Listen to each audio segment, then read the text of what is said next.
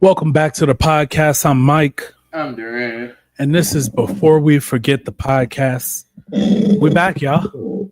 We back and better than ever. Yeah, we took last week off. I was in Chicago. Had a good little time. Did a lot of walking around the city. A lot. A lot. And I can't say I was sober the whole time, but it was good. How was your weekend? My weekend was cool. I couldn't tell you what I did, but it was cool. I sound like a good weekend. Well, before we jump too far in the show, we gotta tell y'all again. We need everybody to like, comment, subscribe, rate us on all social media, on all everything. It's a quick thing for y'all to do, but it really help us out a lot. So, yeah. For shizzle. All right, Duran, let's head into our main topic. And what is that? I saw a video from Shaq. Oh, here we go. Here we go. And in the video, Shaq said that emotional cheating is a made up thing. It's not real. Very important question. Yeah. What is emotional cheating? So, there's the physical where you go out and cheat on somebody. Like you actually having sex. Emotional cheating is where you catch feelings and you keep a relationship because they're stimulating you in an emotional way. Right? So let's just put it like this, right? If I had a female friend that I was saying I had caught feelings for, and we hadn't done anything physically to cross the line, right? But it got to the point where I love this person in a deeper level than friendship. I had opened the door to have conversations that I normally would only have with my wife. See, now my head hurting. Wait. Why is your head hurting? Because once you say certain things, it opens and closes certain doors. Like having a friend to talk to or whatever that stimulates you. All right, cool, whatever. Yeah. Going beyond the friendship, but not like being with them. Mm-hmm. That's some murky waters. But personally, to me, all right. Like but then like you said what, love. So what then I slammed that door and kicked my way in another door. And was like, where are we going? If you open up that door where you could see yourself in a relationship with this person, if you weren't in your current relationship, I feel like you've emotionally crossed into that emotional cheating, or at least that's how it's put out there, right? That's how it's perceived. Okay, so that's the part that makes it hard for me to visualize this because that's a lot. Like, wait a minute, hold on, because I'd be like, yo, you can't do that. But I'm like, wait, you can do that. Yeah. So Shaq essentially said that emotional cheating is made up. Okay. He said that it's a made up thing, right? And that the only way to truly cheat is to physically cheat. Because as he put it, women are emotional, right? Correct. And so they lead with their emotions, right? And so the fact that if they think that a man has, and men are not, so when men portray relationships, we aren't leading with emotions, therefore we can't emotionally cheat. Let's just, I think it's better if we go to the clip and play it, because he says it a lot better than I can explain it here. But I'd also like to get everybody's opinion on what y'all think about it as well. Oh no, maybe it'll help me visualize what the heck he's talking about. All right. I got a couple videos in here. Give me a second.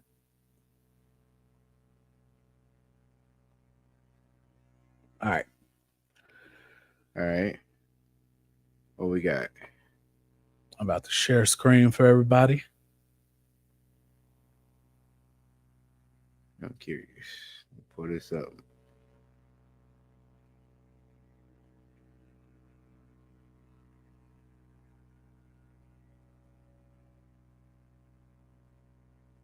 And that is not the screen I wanted to share. In the meantime, while we doing that, yeah, man, I don't know. Like I said, that just opened and closed so many different doors for me. So I don't know how to properly respond to it because I feel like I'm answering two different things to the subject that's been brought up. Yeah. Because like I said, I feel like you can, but we all know what that here for when you do that. But if I'm saying I'm cool with somebody or a female, I'm not saying I'm in a relationship with them. True. All right. Let's see if this week audio will play for us here. I got it. A lot of men are afraid of marriage these Because y'all days. because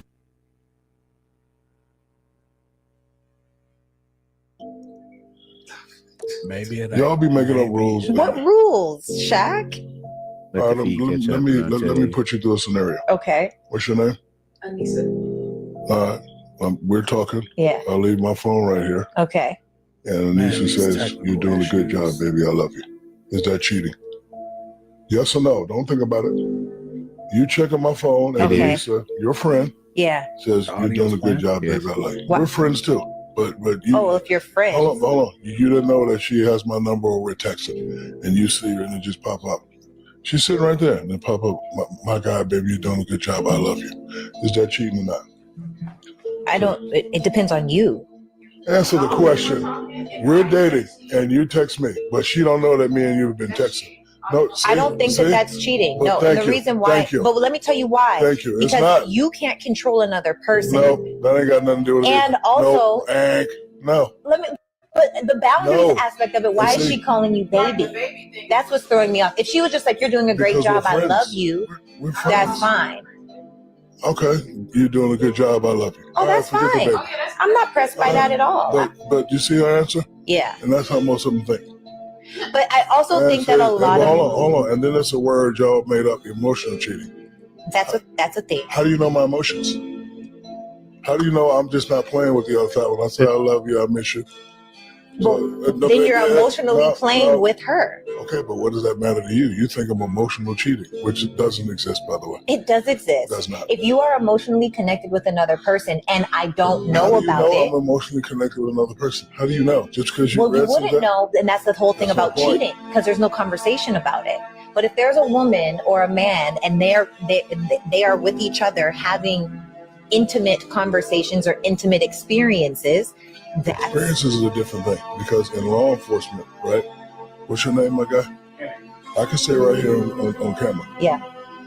As soon as I fucking leave this, I'm gonna break Kenny's jaw and throw him down the steps. Yeah. Right? insane. Hold on, right? Yes. But I can't be charged. Because I said, y'all got me saying on camera. But until I make the overt act, I cannot be charged. So it doesn't matter what I say right So there. you're saying because it can't be proved? No, I ain't gonna prove. And in order for me to be charged for conspiracy, I gotta actually do it. I have to make the overt act. Now, if I get up and go grab a shirt, I set it on tape, I'm getting sued. Y'all gonna make a lot of money. I'm going to jail. Yeah. Right? Yeah. So if I'm doing this, but not doing the overt act of seeing the person secretly or doing that, it's not really cheating. Okay. Yeah, go ahead. Ask me. Okay. Yes, go ahead. So if you are So a lot.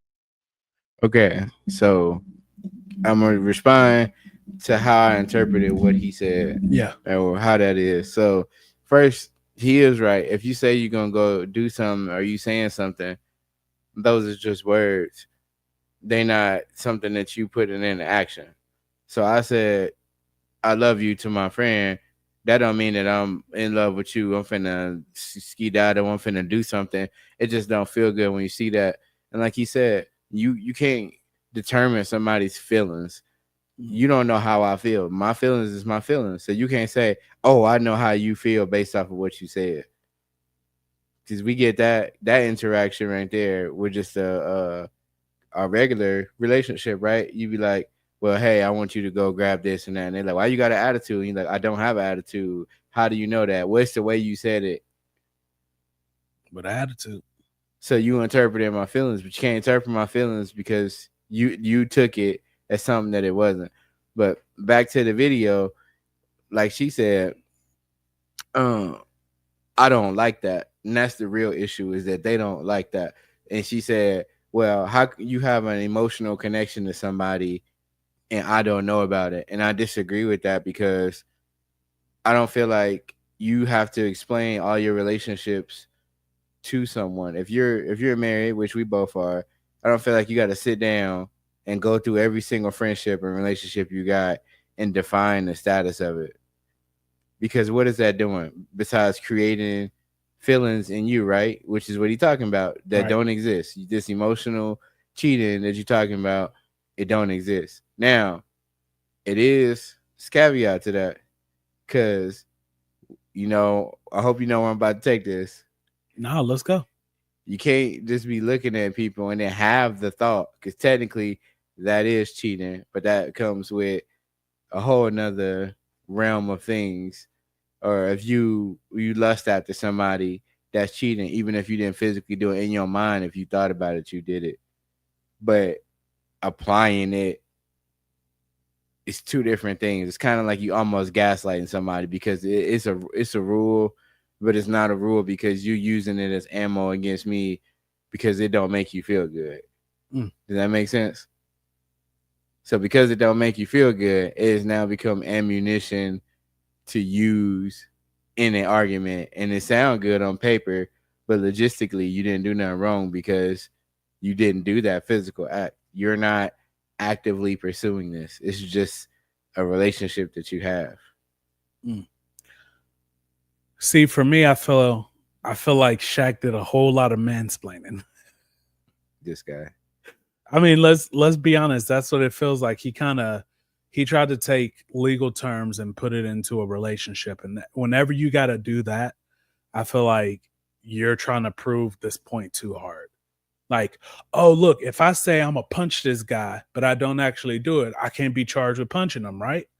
That's the argument that some of our guys, when we was younger, used to use. Right. But that puts that conversation in a whole nother realm too, because now you're talking about something completely different. But that's what he said, though. I know. Right? That's what I'm saying. But that was something that distinguished that from emotional cheating. Right. But what I'm saying is, so if you're telling somebody Like, that I'm gonna you shoot have you. feelings for them or you love them, but you just because you don't act on them doesn't mean it's not cheating. Because those feelings, though, that emotion, and I'm not saying love in the friendship way, because like I have friends that I love, right? Right. But I'm talking about those actual feelings that you are supposed to have for your significant other, right? So if you're telling them or feeling those feelings for someone else, and you're acting on it by actively keeping this person in your life and having those conversations and hiding it from your significant other, then yeah, I feel like that's emotionally cheating. Yeah, but you see how when you got to the part where you said and hiding and then having the same feelings you have for your spouse, then that's defining cheating, because your spouse is supposed to have their own realm of relationship. So we just talking about my friend, and I said I love you as my friend, and I value you more than just a friend, but not enough to be like my spouse. I don't feel like that's emotional cheating, because I have many relationships with different people, men and women, and some of them we have crossed the friend threshold. And I'll be like, I love you. Or I'll be like, yeah, I did miss you, whatever. That don't mean that I'm saying, oh, I miss you and love you in the same context. I'm saying that to my wife. So those are the things that distinguish that Have from you me. crossed the friend threshold? Because you've been friends with, perfect example, we've been friends forever. Yeah. So when I talk about you, I don't say my friend Michael. Yeah, we family though. Yeah. Right. So I But feel I- like but friends, so- family, that's a different threshold than like, Right. So it's other people who are friends or I have relationships with that you should be friends with somebody, but now it's more than friends. But it ain't in a category where I'm about to sit here and say that's in the same realm as my spouse. That's crazy. yeah. So It's- you're not it's- in it's love with definitely- those people. Like, I love you. And like, oh, I ain't talked to you in like 4 months. Oh, I did miss you. Yeah. But then say, like Shaq said, my wife hear me say that. And she like, now that question pops to her head like the lady. Oh, well, what you mean you miss this person? And let's just go ahead and put it into perspective. Let's say, oh, you miss her? why you missing her for? Why you love her? Like why you say that? And now it's being misinterpreted as something else, and now you look stupid trying to explain it. But the difference is you'd say that in front of your wife, right? Right, I would say it, but that's why I said when you said hide, then it But split yeah, the question that's where up I for think me. the emotional cheating comes in, is when you're having this relationship and it's unknown. Right, but then now we follow that up to what I said when I was like, you're not responsible for explaining every single relationship you got to somebody or to your spouse. Now, if they ask, your spouse is entitled to know all the information about you. Obviously, it's not what I'm saying. What I'm saying is you're not obligated to sit down and go through every single person you know. It's like going through your Facebook friend list. Like, yeah, I went to school with him. We had this class. We this. Yeah, we still cool. You know, I dap him up if I see him, but if coming over the crib, probably not. Just like Right, but those aren't friends. right, but So I feel like if it's somebody that you love, your spouse should know that person. right. And if you're actively keeping them out of their life, then that's different. But he said relationships though.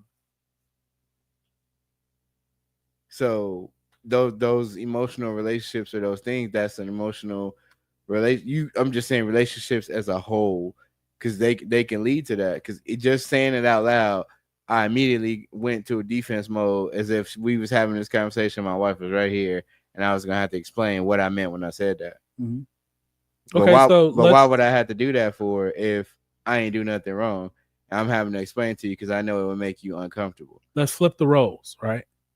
You walk in and you hear your wife on the phone with some guy she's been friend with. Yeah, some guy she's been friend with since, let's just say, for the last 10 years. Right. And then she ends the conversation with, all right, I love you. Then if I had a problem with it, like as a dude way, I'd be like, hey, what's up? Oh, that was so-and-so from what's the name? Mine, oh yeah, that's all right, cool. Then that's it. I ain't gonna go jump into investigative mode, get jealous, start throwing a tantrum and being like that. Now, we all as men, I feel like we have a very short calculated meter. We know if your wife would say I love you to a man, how she said it and how it's perceived, because you know your wife, right? Right. So I'm not going to spaz out the first time I hear that.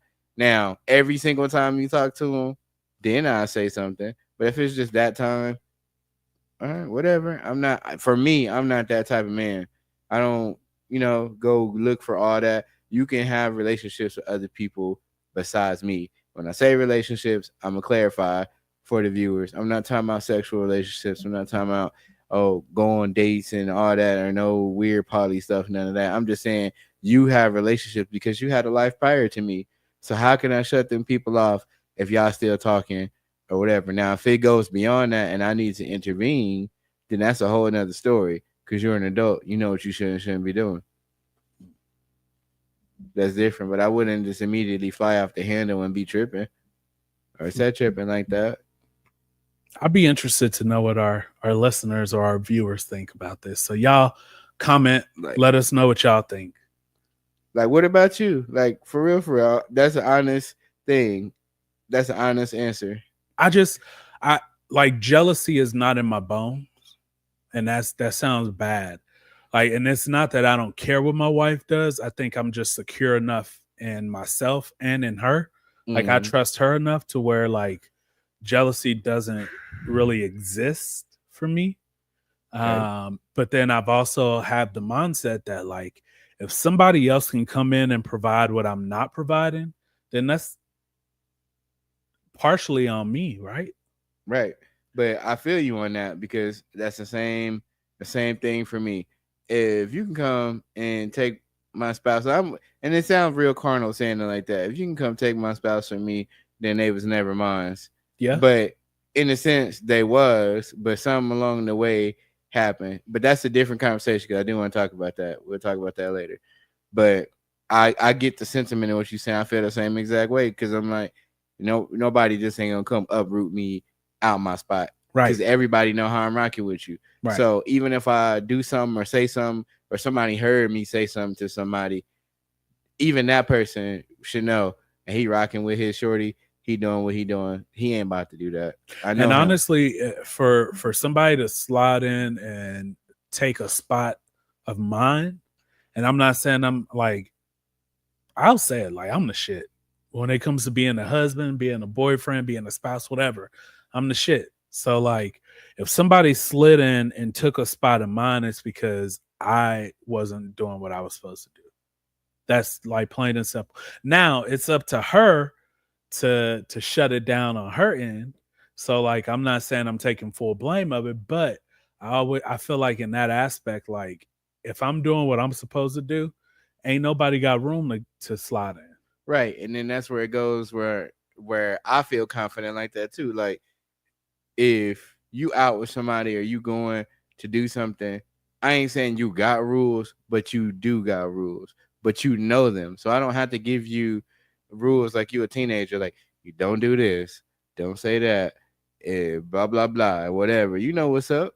I'm not and finna blow your phone I get up. what you're saying, because a lot of people gonna hear rules and they're like, "Oh, that's so That's it's so not masculine. necessarily You telling your rules. wife what she got to do. Don't know, man. It's out of respect for me. There are things that you won't do. The same way, out of respect for you, there's things that I won't do.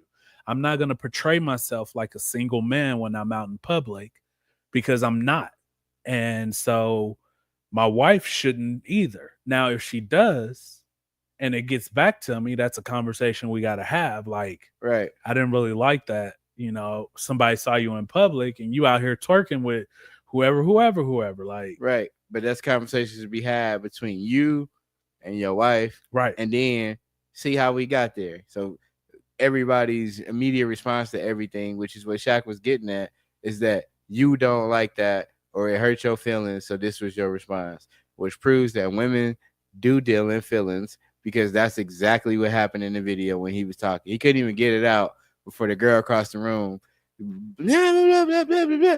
I'm like, you didn't even hear the explanation first before we could have a civilized conversation. Automatically, it went to him trying to defend himself immediately. And I think that in every conversation that men and women have, it happens just like that. Like, how did I get to defending myself? And I just said one thing to you. Yeah, I just don't think. I think emotional cheating is real. I don't. Like some of what Shaq said is valid. Like in that aspect, sometimes we look at things emotionally, but I think there is a true form of emotional cheating that you shouldn't do. It's a 50-50 for me. And I agree with that. It is a form that you shouldn't do, but I also agree that it ain't. It is made up, because you just told me something. You basically defined your uncomfortableness with me and put it into a category and slammed it on me and told me to prove that it's not what it is to you. And this bias is just so hard. We ain't even getting past it. We're not going to get past it, because nothing I say is going to make you change your mind. It's not going to make sense. And like I said, I don't feel like I'm liable for explaining every single one of my relationships. And then I'm going to double down on it. If you know the person, now that's when I know feelings really get involved, because then you've already created scenarios in your head to go answer whatever you trying to accuse me of or say something about. I seen it live and direct in person every time. You know what? That's going to touch on a topic we touch on a little bit later.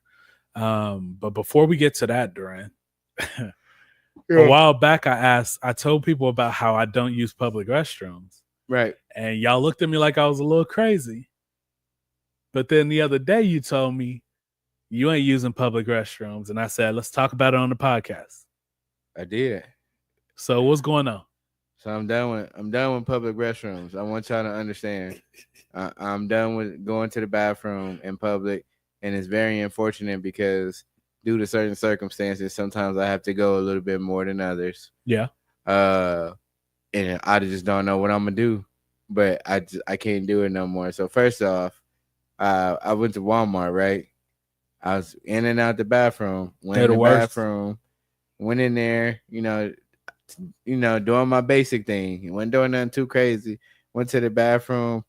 Somebody's bathroom experience was so bad that they removed their entire pants from their body and left them in the They bathroom. left them. And they took both of them giant rolls of toilet papers, emptied both sides out, and threw them on top of the pants as if you could not see them.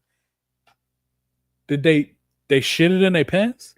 Yes, I wouldn't even call it just that. It was like So if you at Walmart, somebody like they dipped the wouldn't- mugs they- in something and then took them out and threw them down to change the color. oh man, I was like, what happened here? they had, at least they were able to buy some, at least get some new pants while they was Somebody had to drop ship them some pants to the bathroom because they left the original ones in there. They didn't put them in the trash. They left them on the floor in the middle of the bathroom.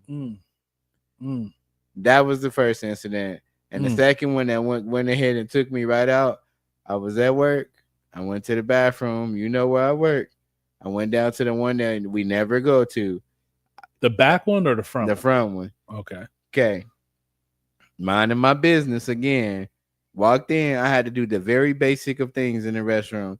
Soon as I opened the door, it was a pit bull in the bathroom. I'm sitting on the floor, and it made direct eye contact with me. And for our viewers, I am not scared of dogs whatsoever. But that dog looked at me, and I looked at her because it was a girl. The pit bull was great, and I the way I swiveled back out the door, it was like I was in, and then how I slid back out. I just, you know what? I just pee when I get home. I feel like what was that? The Simpsons meme where he's by a bush and he just slides right on in. And because I went in so casually, and it's like I didn't see nothing else in the bathroom but that. And then while I'm like swiveling back out the door, you just hear somebody like, sit down. I was like, I'm done with so the your reasons for not using public restrooms are completely different than mine. I can't do it. But we still came to the same conclusion. I can't do it. I can't. Bro, that don't sound wild to you? I cannot make this up. No. Somebody's entire pair of pants in the bathroom covered with so much toilet paper.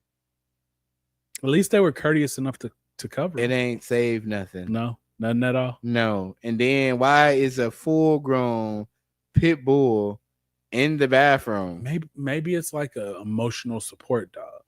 No, it wasn't. They couldn't leave it outside.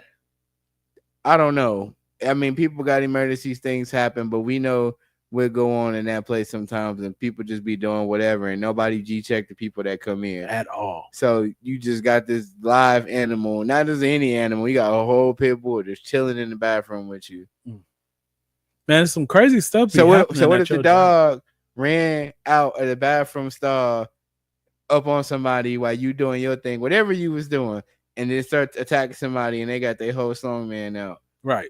And you got your pants down using the bathroom, and you can't get out, or you doing whatever you're doing because you know it's miscellaneous activities that happen. They do some. So now somebody else innocent walking in, seeing somebody getting their butt bit by a pit bull. I'm gonna be dead ass real with you. Another person like, sit down. If I ever walked into a restroom and there was a pit bull, I'm gonna do the same thing you did. I'm gonna slide right. Nope. I didn't ask no questions. I ain't say nothing. No, you wouldn't even have known that I really didn't even go to the bathroom. You would have thought I actually was just coming back out. Nope. There's been times where when I worked there, I would go to that restroom. I try not to go to that restroom. So I'd go to the back restroom first. And then somebody be in there and I'd be like, damn, I really got to use the bathroom.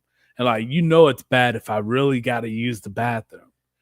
So, and that's usually when we were doing our like drinking a gallon of water while we was at work. Yeah. And so I'm like, this water is just, it ain't sitting. So I'd go to the front restroom, and I swear every single time I went in there, it was some crazy crap going on. Exactly. So you understand my sentiments. Every single time. There was, I think one time I went in there, and as soon as I opened the door, I heard, oh, and I said, nope, not doing it. I can't. I just feel like if you making noises like that and you go to the bathroom, I know sometimes it get detrimental when you got to release them demons, but I've never just actively gone in the bathroom and just grunting like that. Like turn Super Saiyan on the toilet. Like what the hell is going on? Like you know what I'm saying? Nobody don't go in the bathroom and not try to make noise, but like, come on, bro. All right, Jared. I got I got a would you rather today, and it's a pretty rated R one. All right. So Let me hear. So y'all let me know in the comments too which I would rather do. Would you rather orgasm every time you talk to the opposite sex, regardless of who it is, or never be able to orgasm again? Oh, you already know what I'm gonna pick. You ask me these questions like you don't know. We picking the freak off option. I'm skiing every time. Okay. Every time. And no hesitation. Okay. You heard that song, Jizz in My Pants? That's gonna be me. When the wind blow, squeeze a grape, open up the window, the alarm clock go off. Now I'm gonna tell you how dangerous this is. Your grandma. It shouldn't have Come came in. over there. Hey baby, you want some of grandma's cookies? And now you either ignore your grandma and not respond, because as soon as you do, you know what's happening. Hey, she know. She knew how it was happening when I was born. You got it. You at church. Better throw us some gang signs. You at church. God created me this way. So I don't want to hear nothing. You walk in and the usher say, "Good morning." Guess I'm walking around with a condom on all the time because I ain't about to not ever do it again because that's crazy. Wow. Yeah, absolutely. I don't care who it is. Hey, ain't because I can't say that at this point it's been going on so long. I can't say that it was because it was for the regular reasons. It's just a condition I got, man. I'm so used to it now. I'm gonna be real with you. I'm picking the same one, but I'm gonna go mute. I'm about to learn sign like language. Jay and Silent Bob and be like, if you hear me talk, it's a rare day because I'm about to learn sign language, and y'all ain't gonna hear me say nothing. "Oh, break it down right there on the spot." Oh yeah. Well, you good? Yeah, I'm good, bro. Don't worry about it. Then another woman come up. Hey, Durant, I haven't seen you in forever. Oh, hey, oh. Tell him I have a What backpack the- on every time. I'm just gonna go to the bathroom real quick. You know, not a public one though, but I'm gonna go to the bathroom and change these clothes. Yeah, no. Yeah, Never 'cause again. Never no? again. is Never wild. again. I don't think there's no man who would even want to not experience that. Like, what's wrong with you?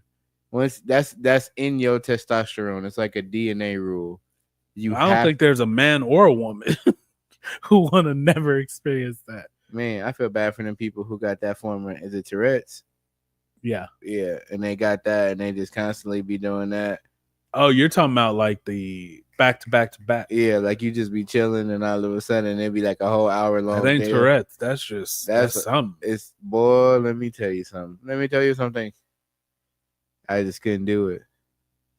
Definitely going with that the freaky option. You know what's going on. Yeah, I know what's going on. Bro, that'd be real tough though. Like you at work. Imagine how many customers you deal with that are females. Oh yeah, they definitely outshine the male counterparts at least 90-1. It'd just be a bad day. I told you I'd just be at work with a condom on or something.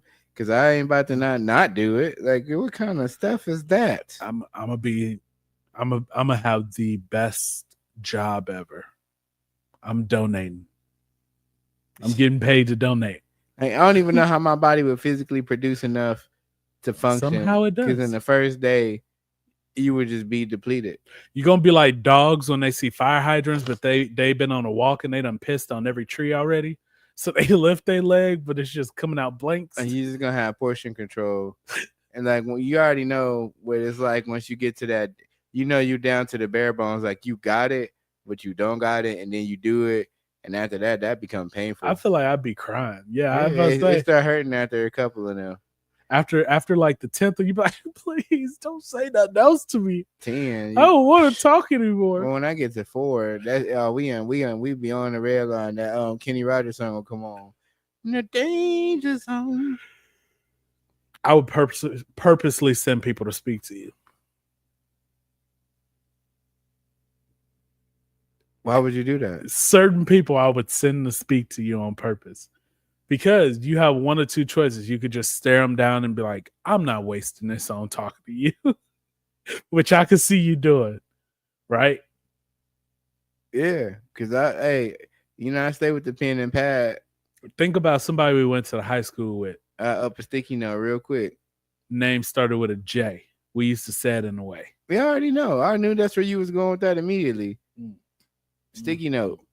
Bam. Look, I'm writing down all your communication. I already got it wrote before they came up. Nope. I ain't even dealing with that one. Hey, so I got another one for you here. Brown paper bag. So I saw this on Facebook and it said, what's the first thing that come to mind when you see this logo? And I'm gonna just play the video because I feel like the sound makes it even better. Man. But I feel like I know what comes to mind when I see it. I'm gonna tell you straight up because I already know my answer. But y'all let us know. This was notorious for a lot of movies back in the day.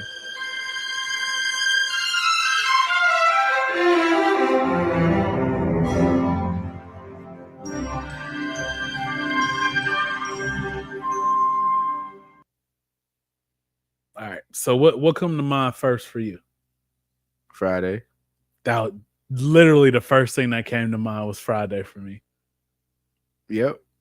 Friday was the first one, and then I feel like for some reason, Freddy Krueger, like Nightmare on Elm Street. All those older movies definitely had that. Didn't Power Rangers have that too? The one like they had that, and then it cut into the scene where they were skydiving with the surfboards on their feet, or the boards on their feet, doing all them tricks. I feel like they had one, but I don't remember if it was that movie. See? Now we got to go look for it. But I feel like when I used to see that immediately made me think I could go skydiving. That's why I wanted to skydive with the snowboard when you asked me what I wanted to do. My white people activity. Yeah, but then I realized that I could die. And I was like, yeah, no, I'm not doing that. Don't show the intro to it. Crazy. But we are about to watch the skydiving scene because it don't get no better than that. And we putting y'all through it. And by y'all, I mean whoever's listening to this might hear it.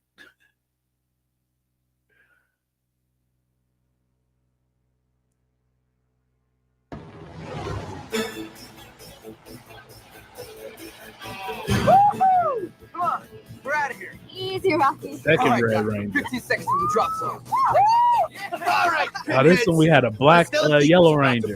Get out with a swooping swallow. Yep. And they took the Lead ops on, with fly them. boy. They're not ops, but they ops. They was bullies. They was ops. They was bullies. The crazy thing is, like 15 years later, my nephew was watching Power Rangers and the fat one was still in the TV show. Him and Tommy. But they started bringing the originals back once they realized that it was bringing the ratings up because all of us was coming back to watch it and the new kids wasn't really messing with the new Rangers. Yeah. But bro, how could people not realize they were Power Rangers when they always wore Color Ranger up there? That's a lot Like, of nobody realized that? What does the chunky dude wearing on his head? Every time he had something on, it was stupid. What are you, crazy? This is your idea. That's straight 90s style. You might want to slip. Everybody's first crush from our generation. Now look at her. I feel like they spray. Have all the Pink Rangers been White? Oh, what was you going to say? what you said? Yes. I don't think I've seen a black Pink Ranger yet. Put those on. But also, even looking at her now, Good idea. she still looks good. All right, guys, we're 3 seconds away from And I starting. remember her from a movie named Susie Q too. With the braids. I like me some Pink Ranger back then. On your tail. Bro, black. Systems go! They all wear their colors. I'm telling you, they was gang banging before we knew it. question is, this is most likely green screen. Show But me do you stuff. feel like they jump? Got it. I don't think it's green screen, Catch you on the flip side. but I don't think it's them. And they made this song busting. And so look, everybody else jumped out without nothing. See, that's why I wanted the board, because Tommy got it. For some reason, I thought they all did, but I now did I too. remember. Now I remember only Tommy having it. Everybody else blended like perfect, which you don't ever see. Tommy, flexing.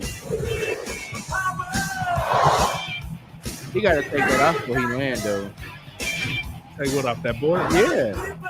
Now he keep it on.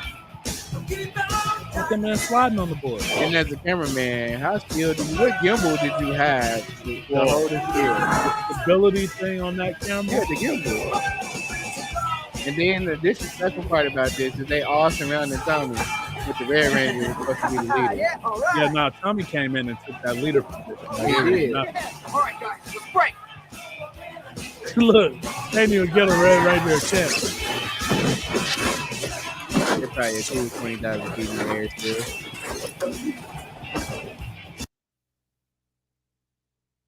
See, now I'm a little annoyed. They didn't get to the I wanted to see The him land with the landing. board on.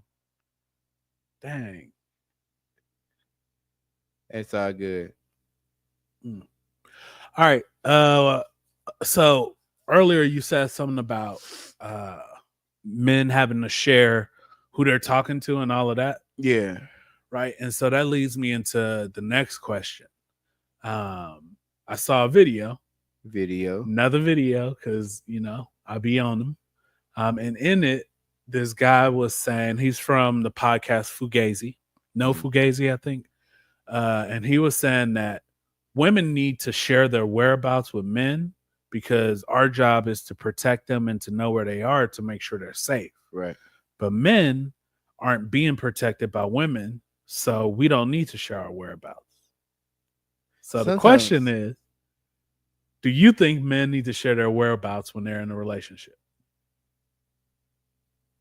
I don't see it necessarily as a bad thing if you're comfortable with doing it. Is it an absolute necessity? I don't think so. What if you're requiring her to? But if you're requiring her to, it's going to lead into her requiring you to, because it's going to seem like it's not fair. I don't feel like you have to do that, though. Like, if you want her to share a location because you want to protect her, cool. I do agree with that. But like necessarily just sharing yours 24/7, if that's something you don't want to do, you shouldn't be pressured into doing that, or you shouldn't feel like it's an obligation. The same way if she like, oh, I don't want you to know my location 24/7. I get what you're saying. You want to protect me, but like, it's other ways to do it. So you shouldn't pressure nobody into doing it. But if that's something that you feel comfortable with, sure, absolutely. Let's see what he's saying, so everybody gets that option to hear it, and then we'll go a little bit deeper in on it. For shizzle.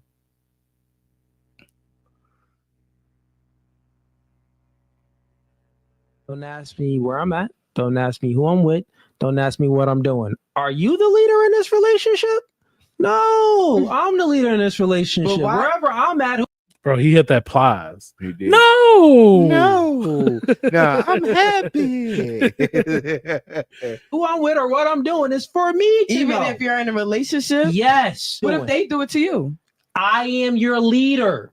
I need to know. I am here to protect and provide That for you. sounds Yeah, I don't like no shit slavery. like The point that I'm making is it's ahead, expected on the woman's end to tell the whereabouts, but it's not expected on the man's end. It sounds so sweet. Who I'm with, listen, it sounds so sneaky because you got past traumas and you're trying to put that on me. And you're right. Don't put your insecurities You're right. on me. So You're right. if that man is your protector and your provider, guess Oh, what? they're He is hard your law. game. There's no other law but him. Are you my protector? You're not my protector. So for me to get out of the norm and tell you where I'm at, who I'm with, and what I'm doing, I would be yielding to you, and you would be the leader, and you would be my protector. But guess what? You're thinking that the man should tell you his whereabouts, because if you peel the layer back, you don't really trust your man. You can't protect your man, and it's not your job to protect your man. So what would be the other reason? The thing is, if we reverse it, it's no insecurities from our part. Our job is to protect you. So we need to know where you at, what you doing, and who you with. But it's not your duty. So guess what? You women need to know your role and play your role. Oh, he trying to die. So he said two things I disagree with. Yeah. The know your role and play your role. I don't like that saying.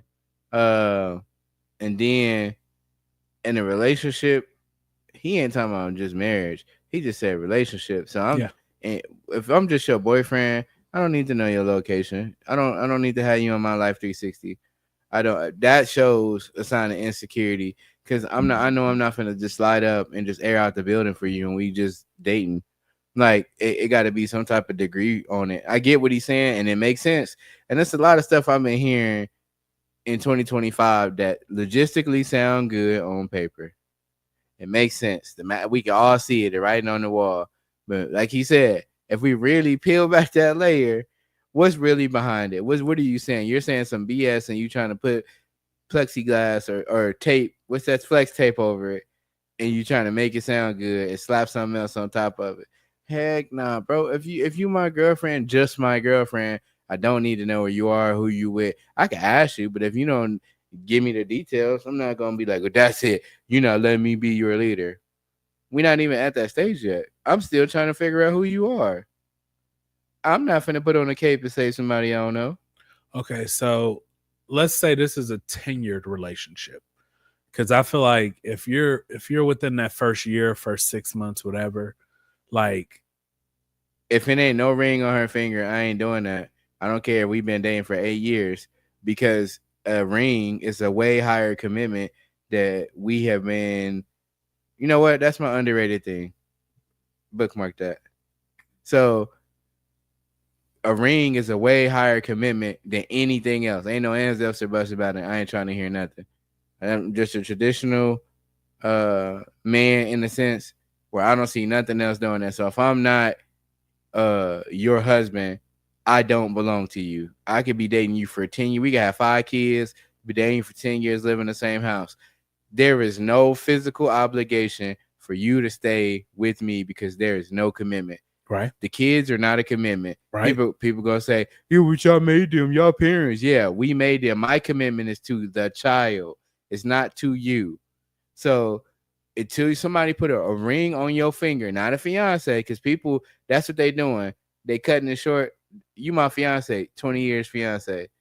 Now you get a wedding and like, oh, we've been together so long, might as well just go to the courthouse. No. When you put a ring on, you literally saying an oath to that person as part of the ceremony. It's a ceremony. Ceremony is a big deal. You got witnesses and all that. And you got witnesses on different degrees. Then I can say that, hey, I would like to know your location. You weren't entitled to say the same thing, but now I am the leader that he was talking about. I am not that leader he's talking about. Is your boyfriend that you come over my house and you stay the night and you got to stay the night back. I disagree. I can't do it. I think that leadership starts before that, because how can you get to the point of marrying somebody if they're not already leading you? If you're not already leading her and being that leader, then why does she want to marry you? But also in that same aspect, like, she has to show you qualities of a wife for you to want to marry her, right? Right. So she's doing some things that a wife would do beforehand. That's like, okay, I know she can do this. You're not going to marry somebody who has the potential to do this. Well, because hold on, let me see who has the potential. Because if you come home and she's home and she's been home all day, she don't work, or let's say she's off for the week or whatever, right? And you don't work 12-hour shift, and you come home and she's just like, I don't feel like cooking. Oh, what'd you do today? I just laid in the bed, didn't really do much at all. So you couldn't even cook, like you couldn't even order food or have food here for me or nothing. Like she didn't have that forethought of like, this man worked 12 hours. He's going to come home. He's going to be tired. He's going to be hungry. Didn't do all of that. Oh, but she might have the potential to do it. Oh no, because you just said it's a whole. I'm just saying That's dangerous. You have to accept people at where they are. And I've said this before. Accept them at where they are. And that's what you need to, because potential may not ever work out.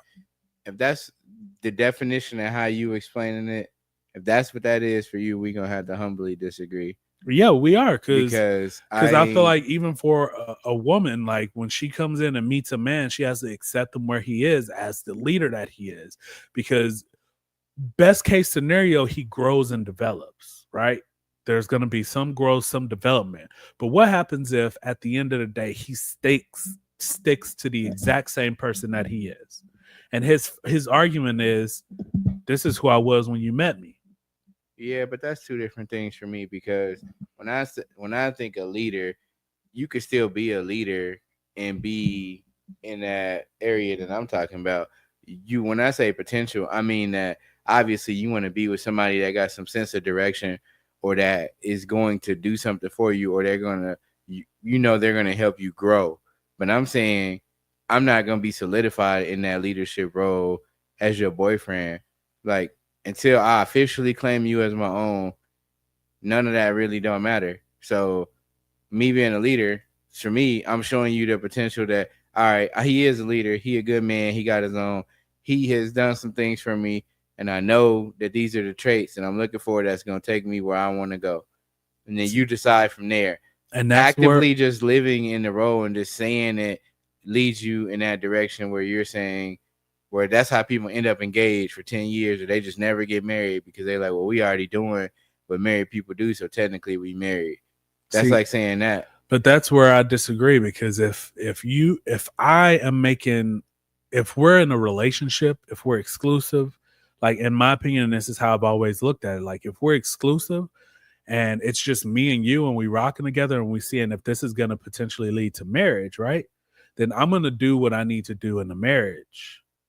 Right. So if you call me and you're like, my tire just popped on the highway, I'm going to get my ass up and I'm going to go out there and I'm going to change your tire. We're going to go get you a new tire. We're going to do whatever needs to be done. Right. That's what I feel like. That's still putting you as a potential person, because a potential good man, because you're leading and doing that in that aspect.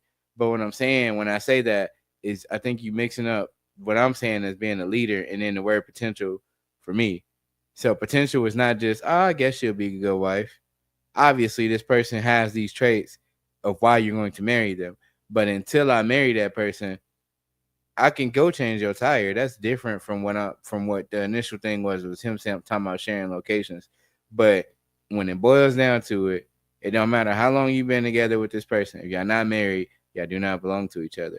Y'all, I'm not disagreeing with that. The phases is dating, is us trying to see if we gonna do something.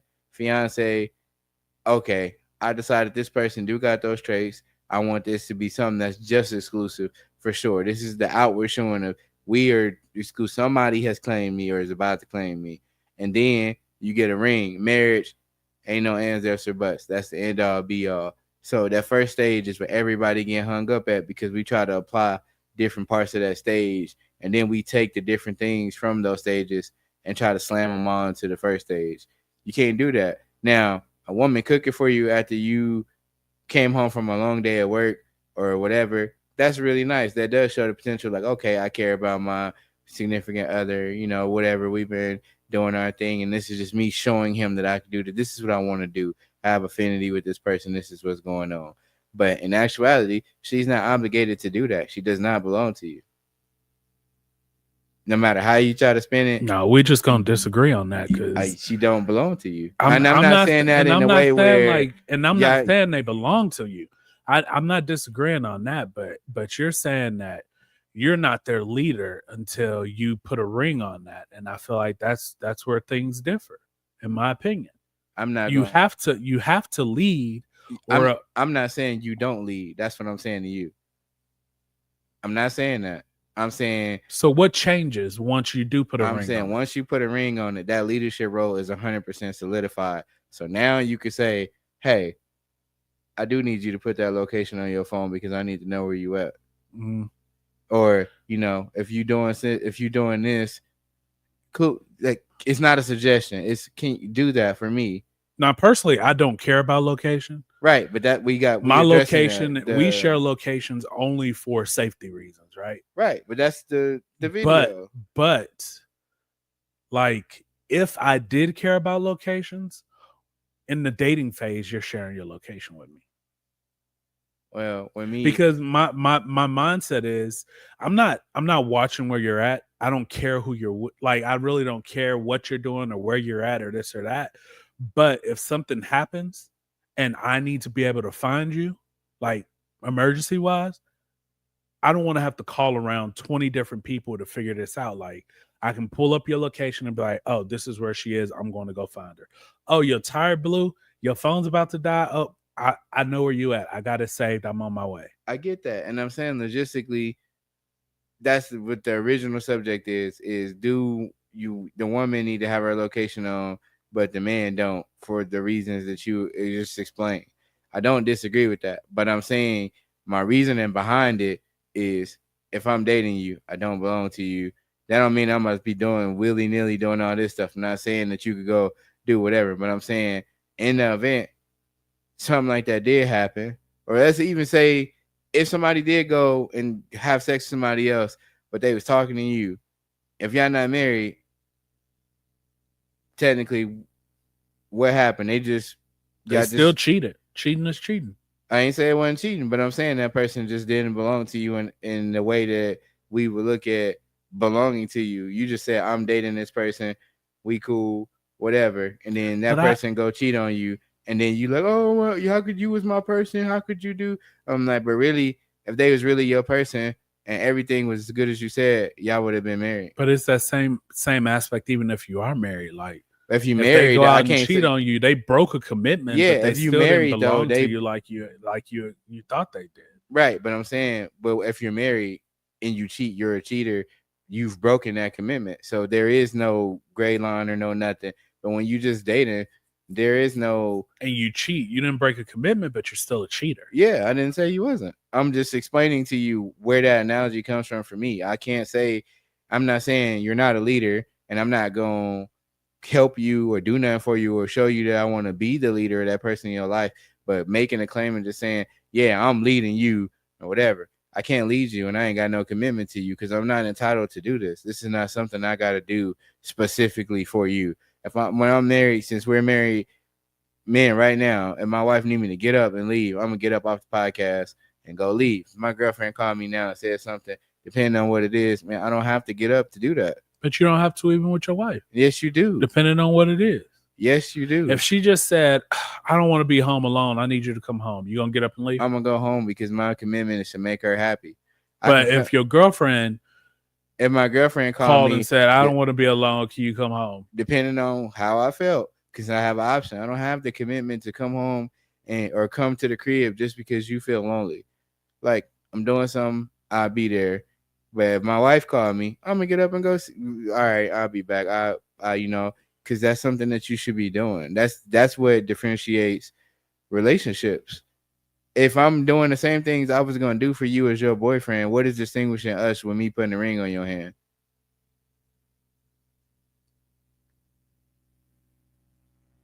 What's the purpose in getting married if I'm gonna do the same things I'm doing that you're supposed to do when you get married? You don't do all the same things, but I'm saying in certain aspects. So that's what I said. But so you show the leadership qualities.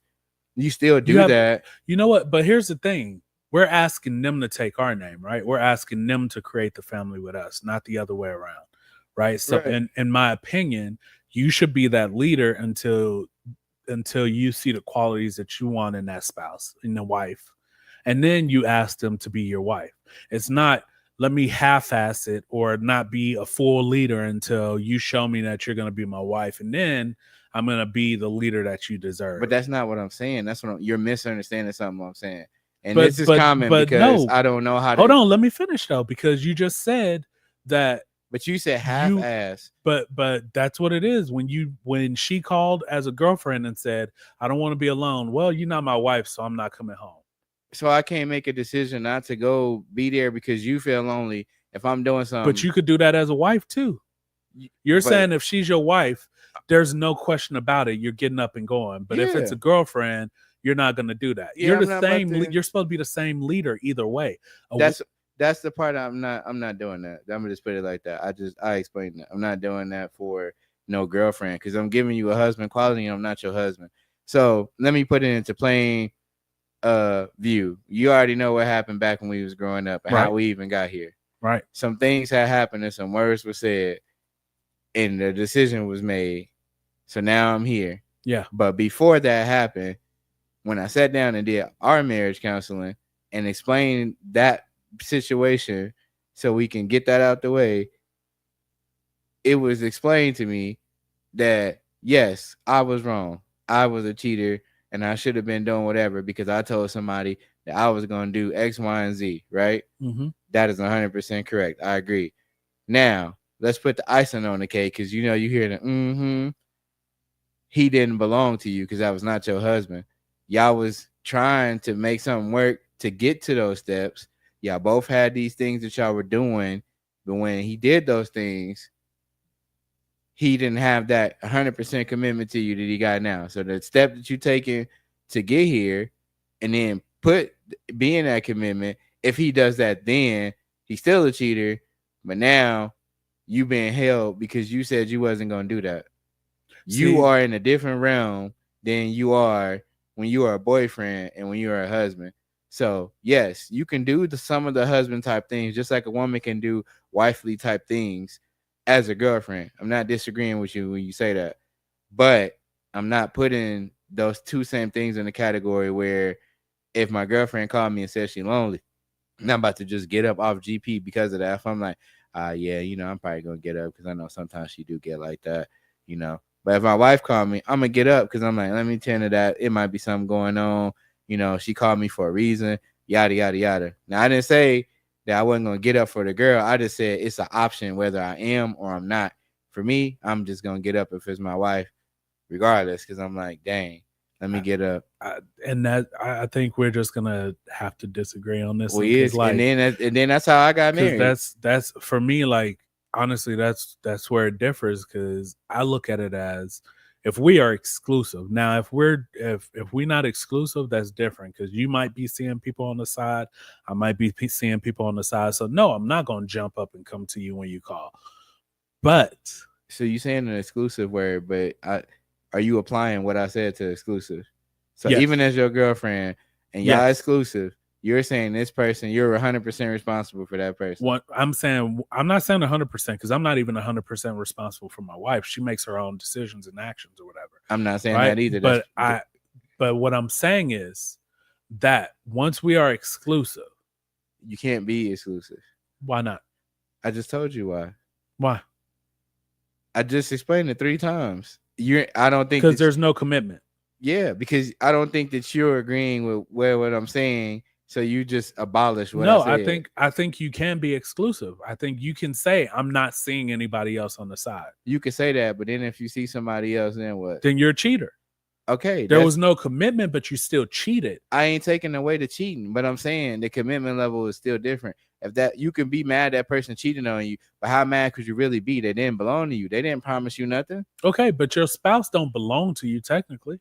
Your spouse do belong they made a to commitment to you. Your spouse belongs to you in the sense that you are one. They don't belong to you as property. They don't belong to you at all anyway, because everybody belong to God. I'm saying it's definitely a different thing. It's not. I'm not saying. I get the commitment side of all of that, but what I'm saying is, if you have set the exclusivity, right? If you're saying you're exclusive, I'm only seeing you, you're only seeing me. We're trying to see if this is going to work till marriage. I get you. Right? I am acting as a leader, as I would in a marriage. Here's why. Because it's not going to change. What you get right now is what you're getting in a marriage unless I advance myself, unless I grow. So you're getting me at my base. This is where I'm at. This is what you're going to get forever unless I continue to grow. Right. That's normal. So what I'm saying is, if my exclusive girlfriend called and said, I'm lonely, I really need you here tonight, I'm gonna get up and go too. I'm gonna treat it the same way as if my wife called. I'm not doing that. Because at the end of the day, we're in this relationship. So if my wife called and I would get up and go, why would I not do it for the person who I'm working with to see if she's going to be my wife? This is what you're going to get in a marriage, where if you call me and say, come on, it's not going to be a situation where I'm like, I don't feel like coming over there because we're not married. Or I know you ain't going to say it that bluntly, but like, I don't feel like coming over there. I'm tired tonight, whatever. But then 2 years later, when we get married and she calls and says, oh, I need you to come home, I'm tired. All right, I'm right on my way. Like, it's not going to switch up. What you get is what you get from me. And that's what I'm saying. So the leader that I am, the leader that I was when me and my wife were dating, is the same leader she got when she married me. So even in saying that, let me take your own words. So I can't grow into a person that get up and go be there for my wife, because when we was boyfriend and girlfriend, I didn't get up and come to you just because you said you're lonely. So I can't grow into that. I'm not saying you can't grow into it. So that's what I'm saying. But you just set the standard that you wouldn't do it for your girlfriend, but you would do it for your that don't wife. mean that I'm not being a leader or the person that I'm going to be when we get married, or when you get married to somebody, because I didn't make one choice for you. That's the difference between me and you in relationships. But it's not just one choice. I'm not going to put everything on the table. Even if we was trying to say that exclusivity, which I still disagree. Nobody lay claims to me, because anything can happen. You could cheat, I could cheat. I'm over here, you over here. Yes, we trying. This is the part where we like, oh yeah, but I like you. We doing whatever. Now, if we have advanced this stage to do something else, you're going to get some of those exclusive traits that you're talking about. I'm not about to go and be in a dating phase and just sit here and say at the dating phase, since I said we exclusive, this X, Y, and Z. So now I'm telling you what you can and can't do because I said we said we exclusive. I'm not doing that. I don't have no commitment to nobody in that stage. It's not a can or cannot do thing for me. I'm just saying, when you're exclusive, you have made the agreement that we're only seeing each other. If either one of y'all break that, I mean, that's on that person. But it's saying that we are working together to see if we have a future together without the interruptions of anybody else portraying you or coming to you in that relationship type deal. Because if you're not exclusive and she goes out and she sleeps with somebody else, or she's dating somebody else, and you find out, like, y'all not exclusive, like y'all not working towards marriage, y'all are just hanging out at this point. Right, but I'm saying those things totally happen all the time. They do. People give traits that you should get in a different stage at that stage, and that's a trait I'm not about to just commit myself to that and say that I'm being exclusive to you because I'm already rocking with you. We doing our thing, whatever. But it's gonna be changes that happen when they should happen. I'm not about to be doing all this stuff that I would be doing as a husband because you should see that. Or you should know that. Mind you, I'm not saying I'm throwing it all out there like, oh, we've been dating 2 weeks or 2 months and now I'm doing all of this. I'm not a simp, right? I didn't pull up on my wife in no type of condition to be anything. I was completely lost in anything. So that's why I'm sticking to what I'm saying. I lived through this. And then if I'm applying what you said to my life, then nothing I got right now is real. Because I married my wife based off the potential, because I saw. And I had a live comparison. So I saw these things in her. She wasn't doing the things she's doing now, but she showed me that she could do those things, and that she would, when we meshed together, she would keep us in line. And that's what I felt like I needed. But let me ask you a question. When you married your wife, had she never changed? Yes, she changed. No, I'm saying, had she never changed, would you still be married to her? No, because I saw something in her, which is what I'm gonna call potential, that made me do it.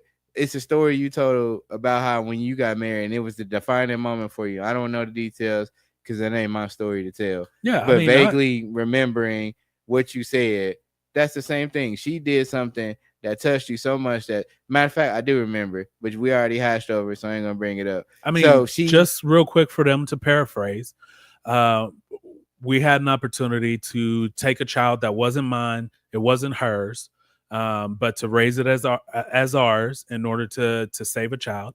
And my wife wasn't ready to have kids, and so I gave her the out. Hey, this is about to happen, most likely going to happen, and I'm going to be raising a baby. And so I know you're not ready for kids. Here's your out. And she chose to stick with me. Right. So, It ultimately didn't happen, but the fact that she was willing to ride and stick with me regardless of all of that, yeah, that was the final like puzzle piece for me of like, yeah, this is it for me. right. So that's the same thing I'm saying. So I saw those same things drop, but she wasn't just dropping everything in there and just doing it. She did the things that I knew that I needed, not stuff that I like just to be doing it for the in the moment, because that's my boyfriend. It's like, you know what? If that was my wife and I was in this situation, that would have just pulled me out of this. But what I'm I saying need is that. when I married my wife, had nothing ever changed. Had she stayed exactly where she was, I'm taking her for what it is. That's who I married, right? I know what I got myself into. I know who I've married. And from there, it's only getting better. So that's where I come back to, like, you were saying you saw the potential, which it's not bad. Like, I saw potential in my wife for better, but at the very base level of who you married, if she never got better than where she is right now, are you still marrying her? No. How you gonna marry somebody that's gonna stay at their base?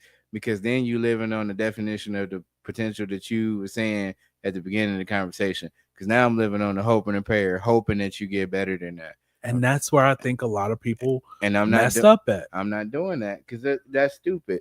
Yeah, why would I put my faith in that you gonna get better? That's like the girls that we be talking about making fun of.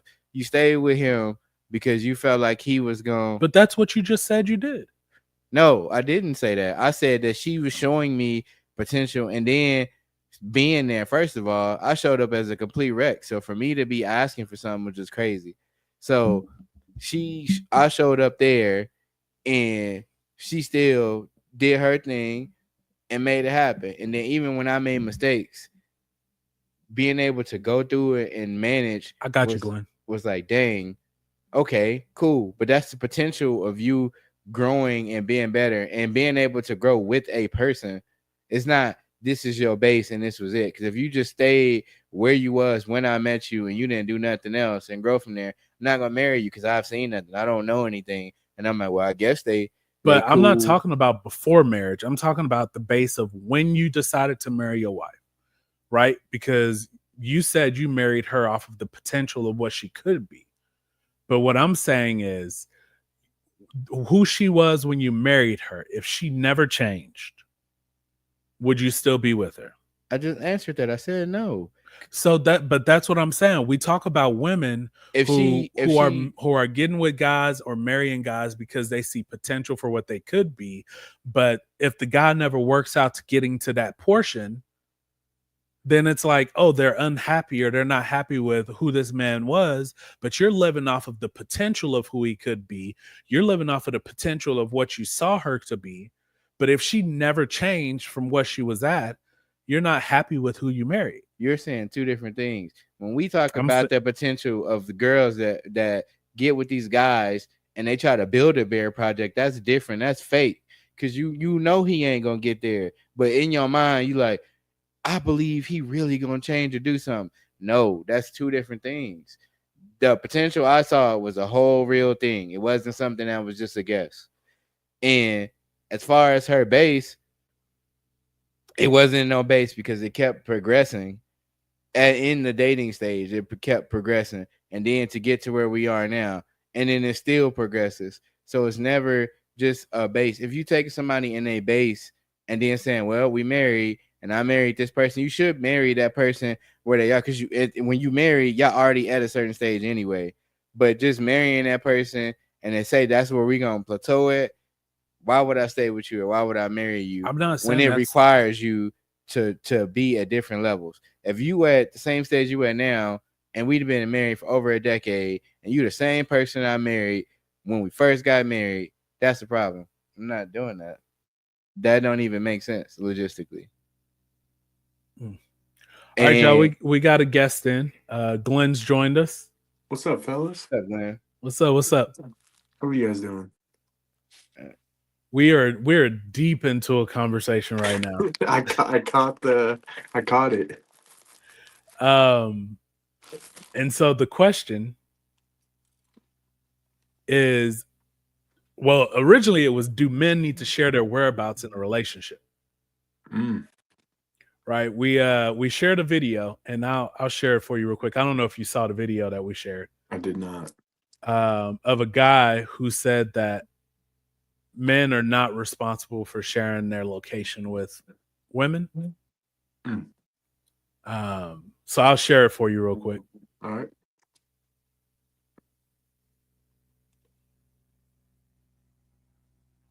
I'm out. Don't ask me where I'm at. Don't ask me who I'm with. Don't ask me what I'm doing. Are you the leader in this relationship? No, I'm the leader in this relationship. Wherever I'm at, who I'm with, or what I'm doing is for me to Even know. if you're in a relationship? Yes. What if they do it to you? I am your leader. I need to know. I am here to protect and provide That for you. sounds I don't like no shit slavery. like that. The point that I'm making is it's expected on the woman's end to tell the whereabouts, but it's not expected on the man's end. It sounds so sweet. Who I'm with, listen, it sounds so sneaky because you got past traumas and you trying to put that on me. And you're right. Don't put your insecurities You're right. on me. So You're right. if that man is your protector and your provider, guess what? He is your law.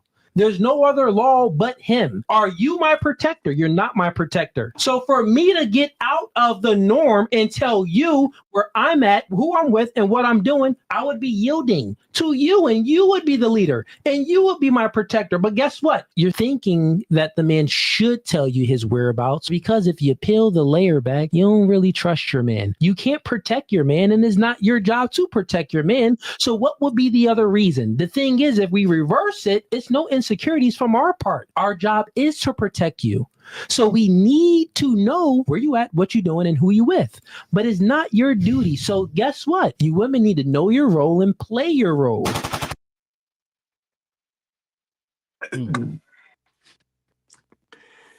That was the most gaslighting shit I've ever heard. Dog, what? What did you guys say on it? Duran? I said that it depends on, like, you know, commitment. If you're my girlfriend, that's not gonna be a requirement for you to share your location with me. If you want me to turn mine on and we come to terms that, hey, you want to share a location, that's cool. But as far as me talking about how he was talking, I'm not finna go into that spiel and say all that. You don't. No, I agree, but like with your wife, it's different, right? Yeah, with my wife, yeah, I'm like, hey, turn your location on, you know, while you out. If you know, do that for me, you know. And if she like, hey, turn your location on, I'm gonna turn my location on. But if it's like, hey, I don't really feel like I should turn it on, you know, that's cool. It's a conversation. But I feel like as husband and wife, if you say something, you should just be kind of doing it. It's relationship based. So the relationship you got in your marriage. So this spiraled into a whole deeper conversation too, because like Duran mentioned with his girlfriend, he would like, the question I asked was, if she called right now, like if your wife called, what are you doing? And he said he's getting up and he's going.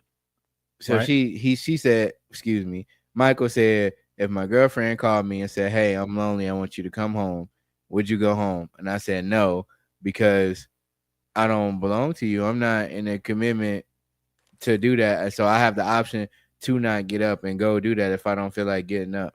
Now, I said, if it was my wife, however, she called me, we on the podcast, she's like, hey, I'm feeling lonely, could you come home? I'm getting up, I'm like, hey, I'm gonna see you next time, I'm gonna go home to my wife. Can you guys still hear me? Yes. Okay. I think even I think there's still a certain amount of respect that you need to have for your partner, whether it's your wife or your girlfriend. And also, Absolutely. like, how can you get to that wife phase if you don't do those things in the girlfriend phase also, though? No, I'm not saying don't do them. I'm just saying I have the option to not go do that. Well, I mean, of course you have the option to not do them with your wife as well. You do, but I feel like you have more of an obligation to do that with your wife. So I get what you're saying when you say that, and I agree with him when he said that.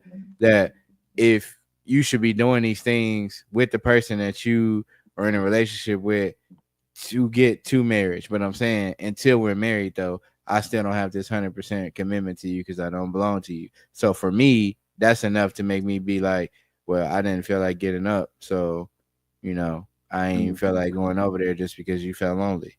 And to quickly paraphrase my long-winded response, it was that as men, like, we are asking them to marry us to create a family with us, right? So we need to be the leader that they want to follow from the get-go. At the minute they become exclusive, at least, because if you're seeing other people, then we're all seeing other people, whatever. Right. But if there's a exclusivity to it, then we need to present what they're going to get from the get-go, so that when we do ask them to marry us, it's like, I know what I'm getting into. Yeah. And most recently, what we were kind of going back and forth about is potential. And I mentioned, like, you can't marry somebody off of the potential of what they could be. You have to take them at where they are. And then if that grows during marriage, that's great. But for me, if it never changes from where they are, you should be happy with who you married at where they are. I agree 100%. Because not everybody's going to reach their potential. So you have to, like you say, to be happy with where they're at. I guess, like, that's the thing for me is, like, before me and my wife even got married, like, I knew I was 100% committed to her. You know what I mean? And I don't know. I know But what to be you fair- mean, and go ahead. Well, I was going to say, but, like, also to be fair, like, mine and my wife's relationship is, like, different than other people's. Like, we've known each other since we were 12 years I old. was And gonna say, y'all had a dated 20 relation- for fucking 8 years before we got married or whatever it was. So I can recognize that my situation is also different than probably most people's. And it's definitely case by case.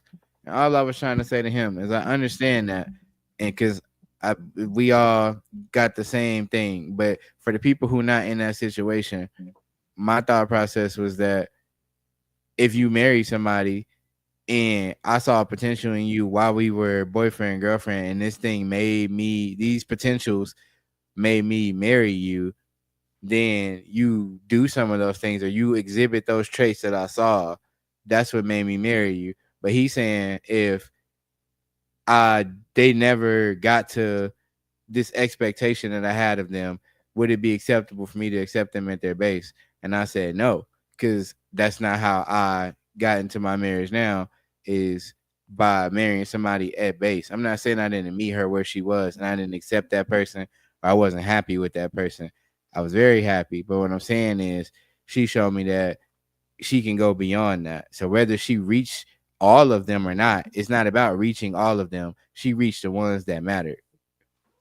So nobody's ever going to reach their full potential. But I'm saying potential for me is just saying those are the little check boxes that we talked about in the last podcast that you check for me that made me feel comfortable marrying you, because I knew that these things would help us overall in the relationship.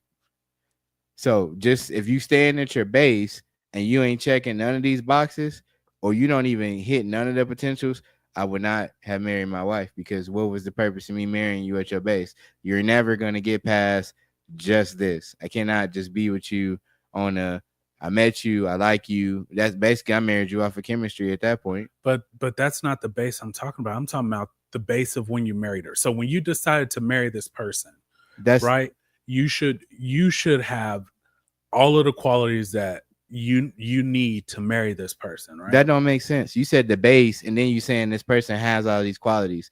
They're not going to have all these qualities because people grow. So I gave you the example. When I showed up to my wife, completely trash, garbage human being, I did not have any traits of a husband. So technically, didn't she just marry somebody off a whim then?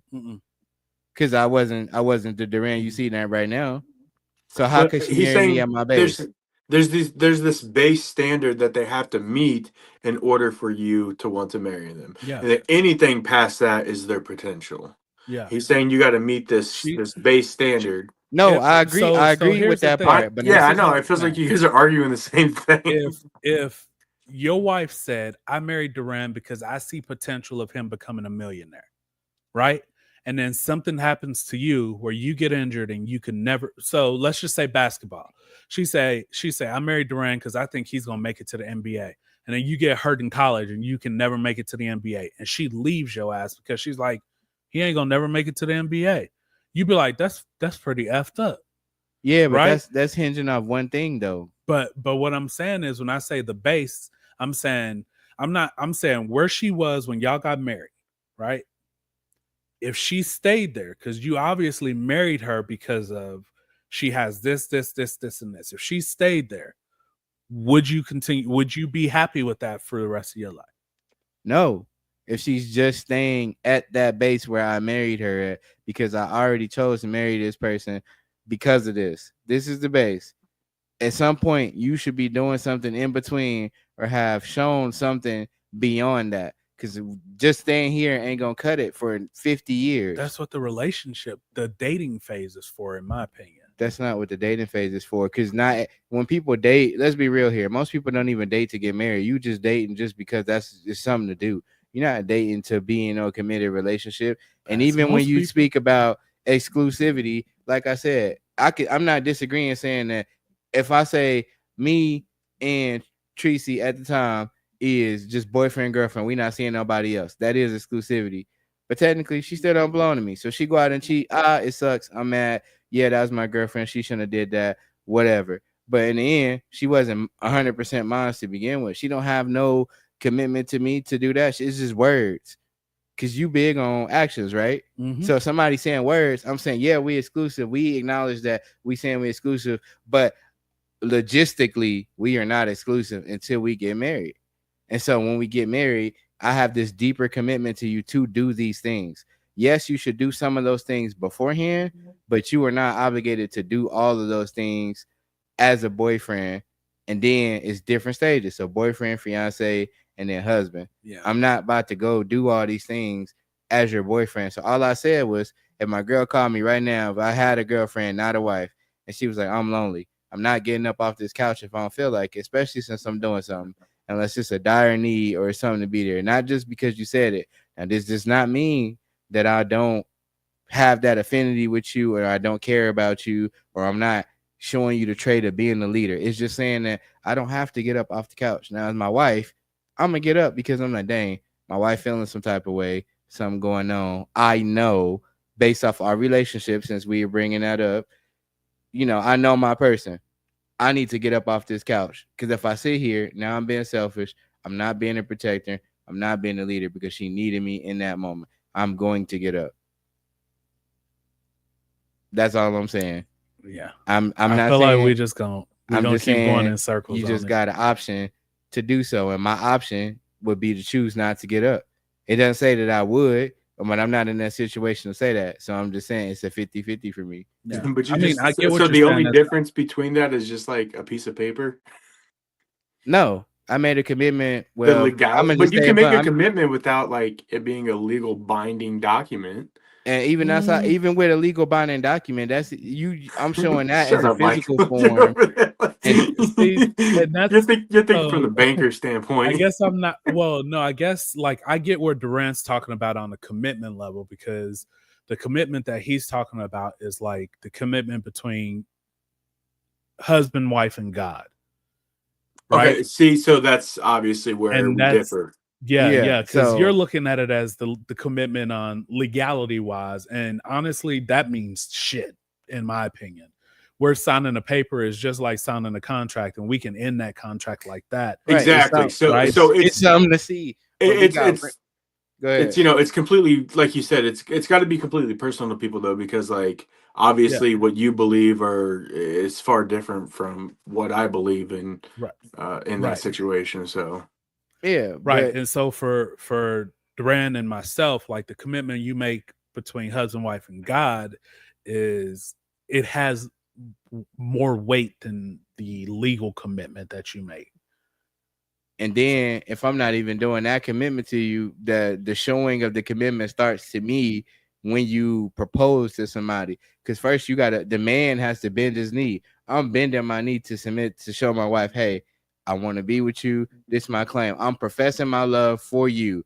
That's why we invite people out. We invite people out, family, so they can see this is my close group of friends or people that support me. I love them. These are people you care about. I'm showing them in front of you right here. It's a start.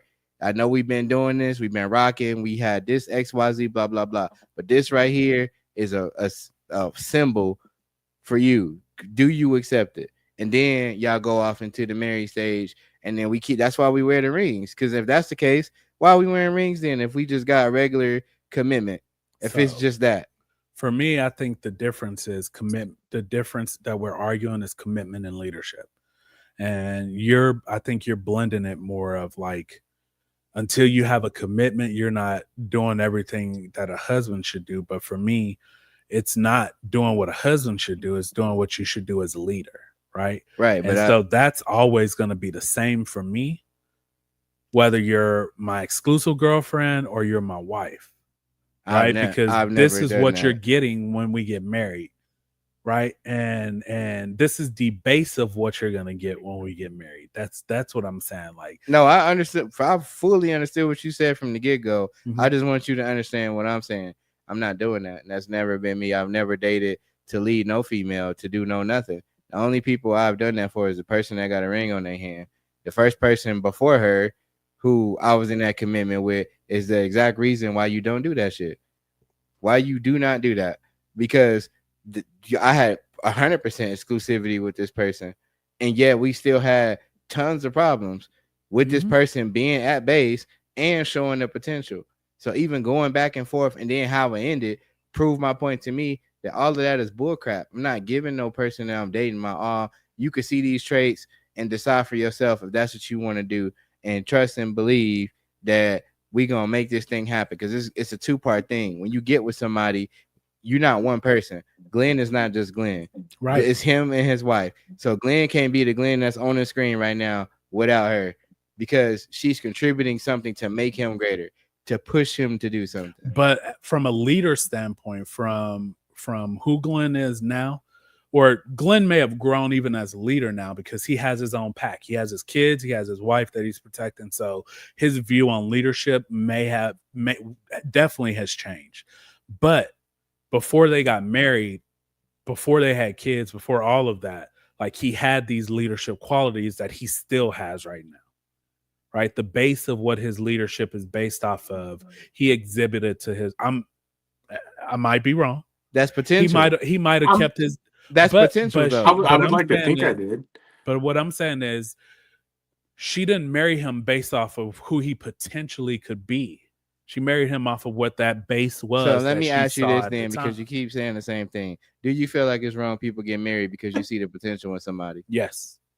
All right, then that's the answer. If you don't accept them at where their base level is, that's yes. But the way you're explaining the base level is a generic thing. It's if not. You don't, yes, it is. If you don't accept somebody's regular self, because you already know this person, you with this person, you have to have accepted that to even be talking to them. So that shouldn't even be a question. That's not even a thing.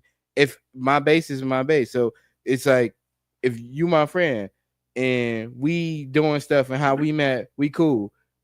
We already established that right there. We have this relationship, but from there, it's going to keep going up. It's not going to just stay there and plateau just here, and we just going to stay bonded and friends off of this. But we wouldn't be, honestly, when I talk about base level, even in friendships, if I looked at you as Duran's going to be this, and this when he grows up. Yeah, and if he doesn't reach these achievements that I'm expecting him to reach, then I'm just going to end the friendship. But that's what Glenn said. And I said, that's not what I'm saying. Glenn said, so if people don't reach these expectations, then what? And you said it yourself. You just said it again. I'm not saying if they don't reach what I think they should get to, that you shouldn't be with them. I don't think that's what I said.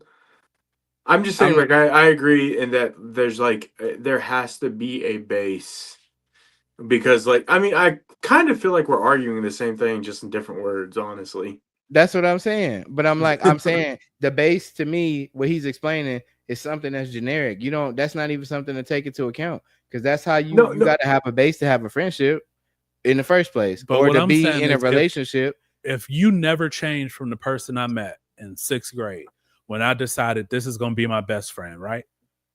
If you never changed and that's who I accepted you as my best friend, like, that's your base for me. That's what our friendship is built on. Now, if you progress and you get better what you have, then that's all extra added to it. But what I'm saying is people get into marriages.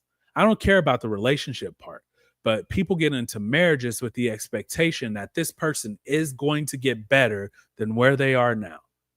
And that's, you shouldn't, because if you're in a relationship and you expect them to get better, that's one thing.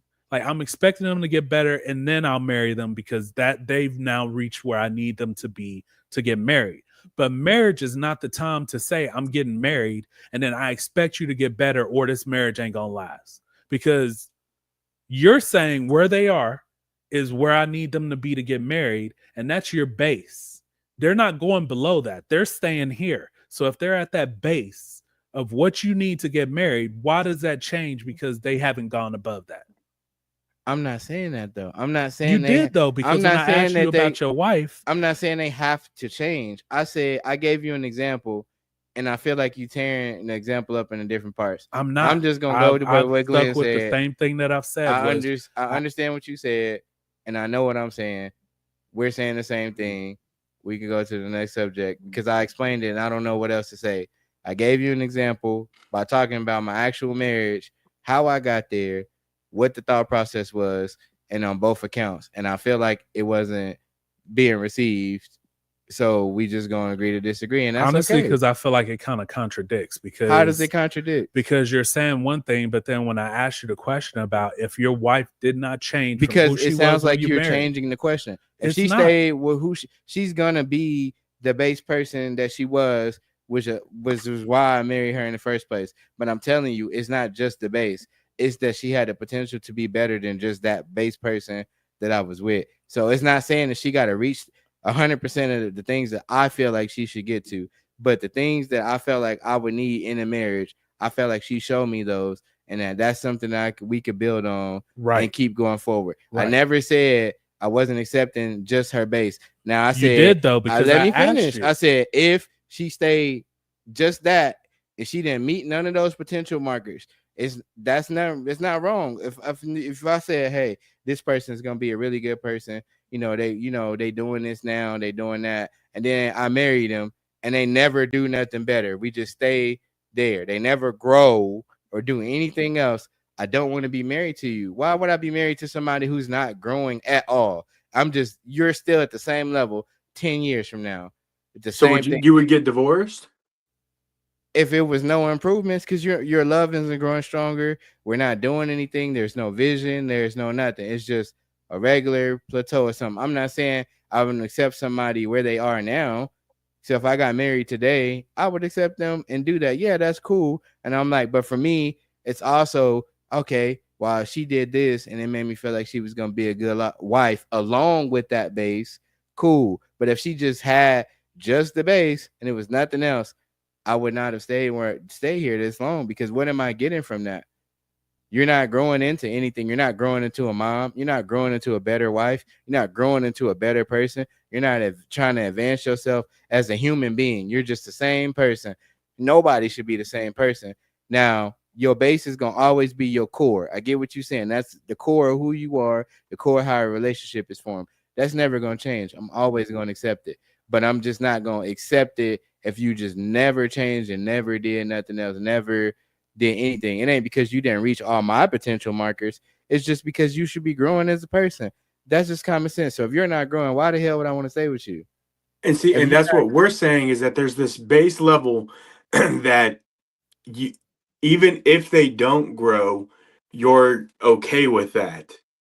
You don't need them to go further than this base level. If they do, it's all gravy, great, fantastic, but you don't need them to go past that. But I'm saying, I need them to go past that is what I'm saying.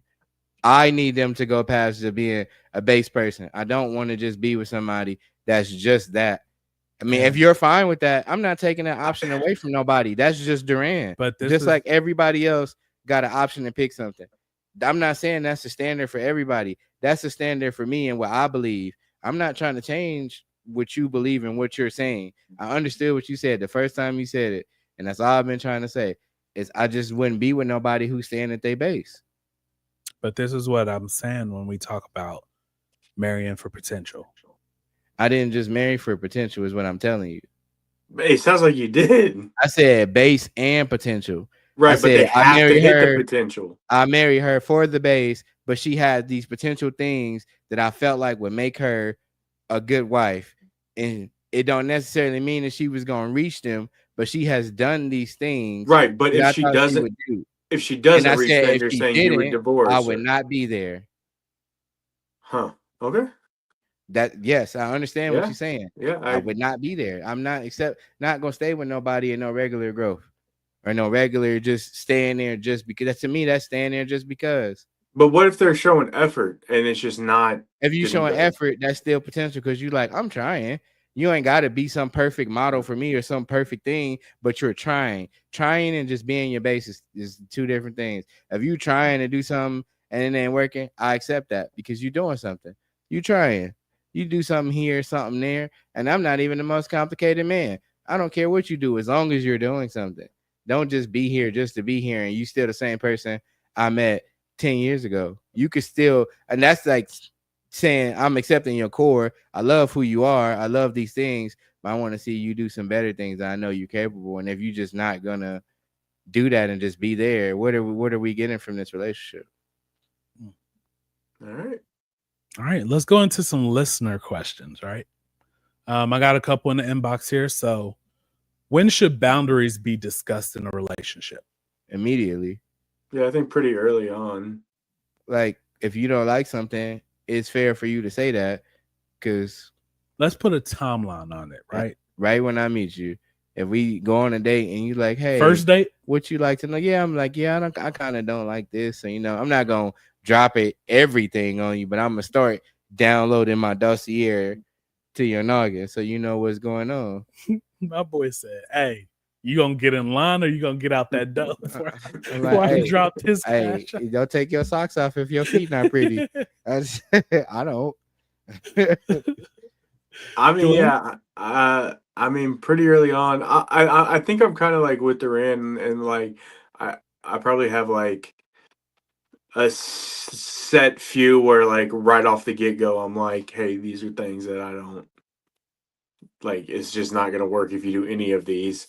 And then like as like you grow in the relationship, I think you can like bring up different things as you go, but yeah, you got to slide it in like a beer on the counter. Well, I mean, because like maybe like you didn't even know that was something like you didn't really jive with until it happened. So for me, boundaries need to be discussed before you have sex. We didn't discuss boundaries, Michael. Huh? Boundaries were discussed. Pineapple was. I just didn't listen. Whoa, that sounded really. That's too far for me because, like, if we get in there, I'm like, hold on. I'm like rock hard right now, but I need you to know that I don't like mismatching cover sets in the bed, and I happen to glance over, and this is pink and this is lilac. Now I need you to pick a color before we do this. Oh, damn, it's gone now.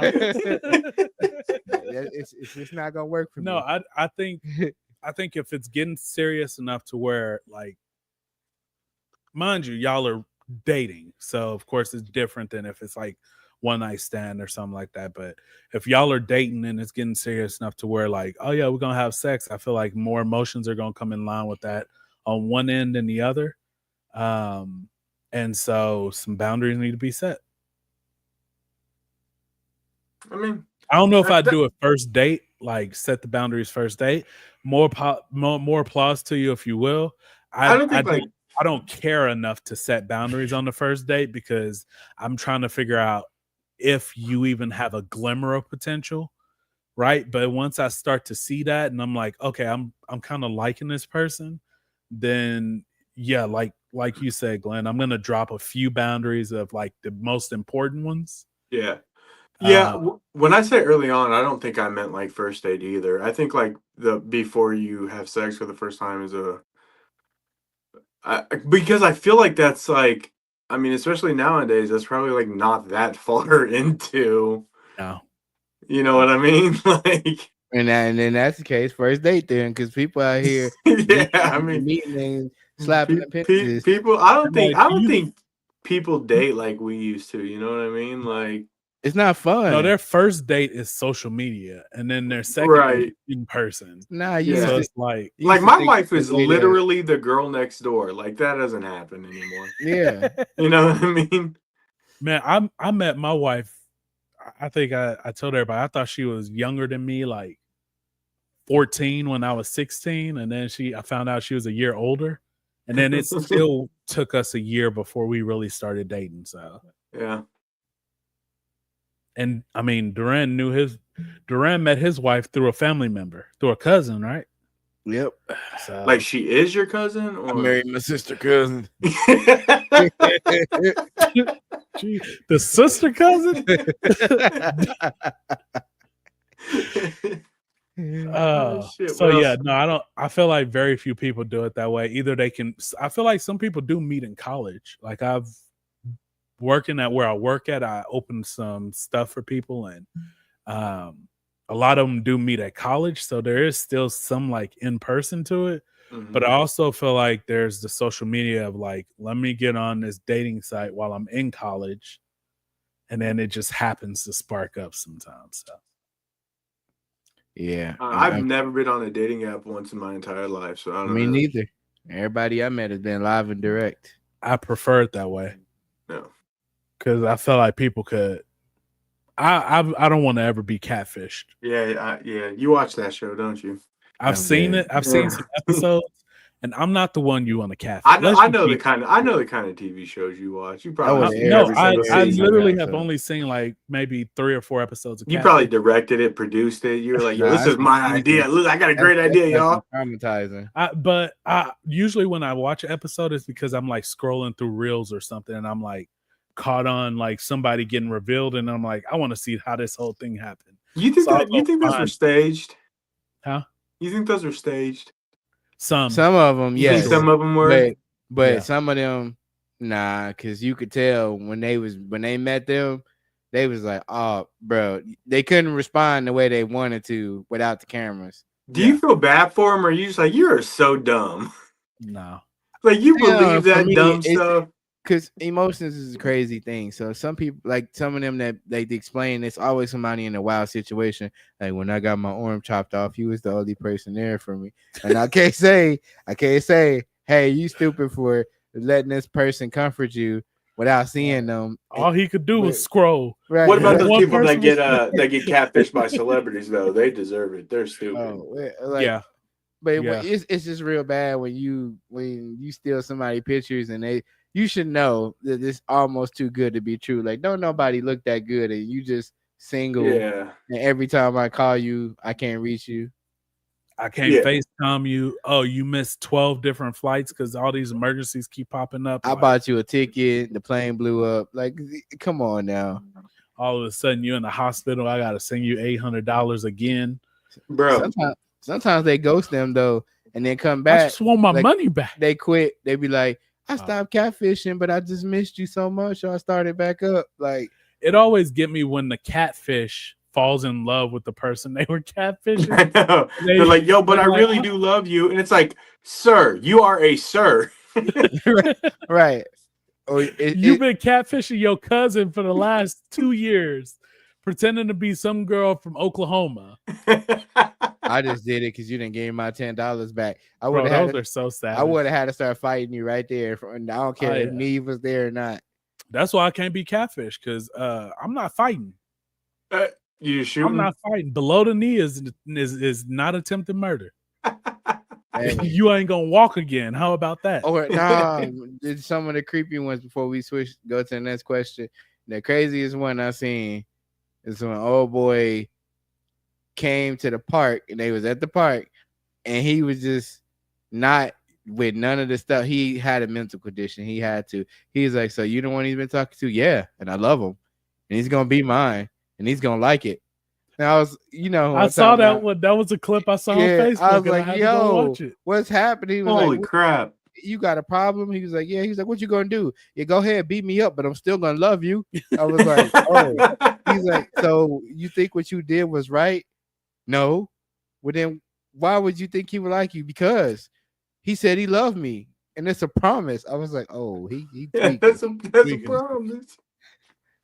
One last listener question. Do you think you can be both a good man and a masculine man? Yes. What? I mean, I think so. Okay, they sent a clip with this. Okay. And I couldn't find it. Oh. I couldn't find it in there, but I do remember it because they were explaining that to be a masculine man, you have to make decisions that aren't the most popular, and so you're going to be looked at in different ways. But to be a good man means that you're always providing, and you're essentially a yes man. What? So how can you be a yes man and a masculine man? Women either see you as a good man or they see you as a masculine man. Well, I would hope a woman don't see me as a good man, as a yes man. Are you stupid or retarded? Yeah, I don't know if I agree with that. Yeah, a good man is just like, I'm doing my duties as a man, and masculine just means like, when I portray myself to be what I am, like, I'm like a lion. When you see a lion, you see a gorilla. You don't see a gorilla doing chimpanzee type stuff, or female gorilla type things. You see them as her, or, grit. You got some grit to you. Not, I don't feel like a masculine man is just you doing that definition. Okay, but if a lion is catching all the meals and then bringing it back to the lioness, do you think she's gonna be attracted to him, or is she gonna be attracted to the lion that's like, go get the damn meals? She gonna be attracted to the one that's bringing the food home, because that's still, you went out there, you grabbed it, you brought something back. Meaning, but I think that still makes you a good man. Yeah, absolutely. You sitting there and a lioness go get the food and bring it back to you. She bringing it back to you because you're a good man. A woman ain't gonna bring you back nothing because you crappy. And you could still be masculine. Okay. So you need to find you a lesbian. Huh? I said that's why you need to find you a lesbian. Hey, there's a guy on TikTok who all he looks for is studs, and I die laughing. Yeah, Izzy Dre, he be cracking me up. He be serious too. Yeah, he be like, "Oh, another stud. I'm about to go shoot my shot." I'm like, "Hold on." Hey, but that's because they be turning back into females in them videos, and I'd be like, "It's no way that you are 100% committed to being that way, and you're not finna lie to me and tell me you are." All right, y'all. I got a list of overrated or underrated foods for you. Okay, let's go. Starbucks. Underrated. What is it? Whoa, we said Starbucks. Overrated. Starbucks. Yeah, overrated. Probably or underrated? overrated. Overrated, sir. I don't think their food's good and their coffee's always tastes burnt. Mm-hmm. But it's expensive. Oh, and that's it's expensive. That's what makes it overrated for me is the price. I feel and like they if suck. You really wanted to, you can make their drinks at home. Yeah, and Michael be beefing with Starbucks anyway. I'm beefing with Starbucks. They closed the only one that I went to, so I'm hardcore beefing with them right now. I meant because of the parking lot. Oh, that was a lifetime beef. If I go to Liberty and I get a chance to, I will not incriminate myself on this podcast. The people that probably don't sandwich- even work at that Starbucks anymore that you don't even like. Right. Syrup sandwiches. Served sandwiches, overrated or underrated? What? That's gonna A be syrup underrated. sandwich? You've never Yeah. had a served sandwich, have you? I don't think I've ever struggled that bad. Well, yeah, I'm about to say you ain't been broke enough. Man, I will go upstairs and make a served sandwich right now. Do you Yeah, toast the I bread will. or is it just straight? No, we No, get regular you bread. can't toast it. Go ahead. You get the regular bread, and if you're real fancy, you break off pieces and roll it up to a ball. And you pour syrup on it, and the syrup make it kind of hard, and it's like a little treat. That sounds like So you got to do regular bread and you got to be strategic with it because the syrup soaks into the bread, and that's what you Right. want. Mm. So if you toast it, the syrup just sits on top and it's harder to soak in. And then when you go to eat it, it drips out. Oh, did he? So he effectively made these as like 15, 16-year-olds. It wasn't even in the struggle. Oh yeah, I mean, it started in a struggle, but it became like a staple. Like when Kendrick talk about it, syrup sandwiches, I'm just like, man, I will make me a syrup sandwich right now with no problem. Now, icicle sandwich, I've never struggled that bad. That brings me to my next one. Icicle. No, I'm just kidding. Bacon, overrated, underrated. Hot take. Bacon. Overrated. Bacon is underrated. It's underrated. Hold on, bacon cheeseburgers are superior to a regular cheeseburger. I will acknowledge that. However, I'm on record as saying breakfast sausage is better than bacon. Negative. Nah. 100%. Like the I'd rather have a fat, juicy link than a bacon any day. So I this can't. is you know what? No pause. Overrated because Glenn brought it up. Breakfast sausage, overrated or underrated? And I'm gonna go overrated. Underrated.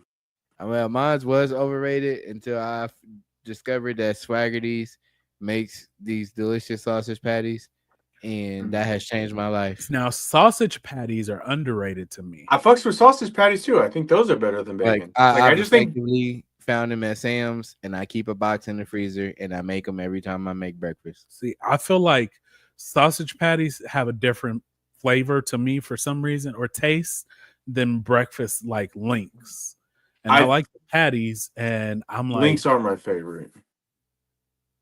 But I like. I'll get all bacon on a sampler platter from IHOP if that. I mean, that tells you anything.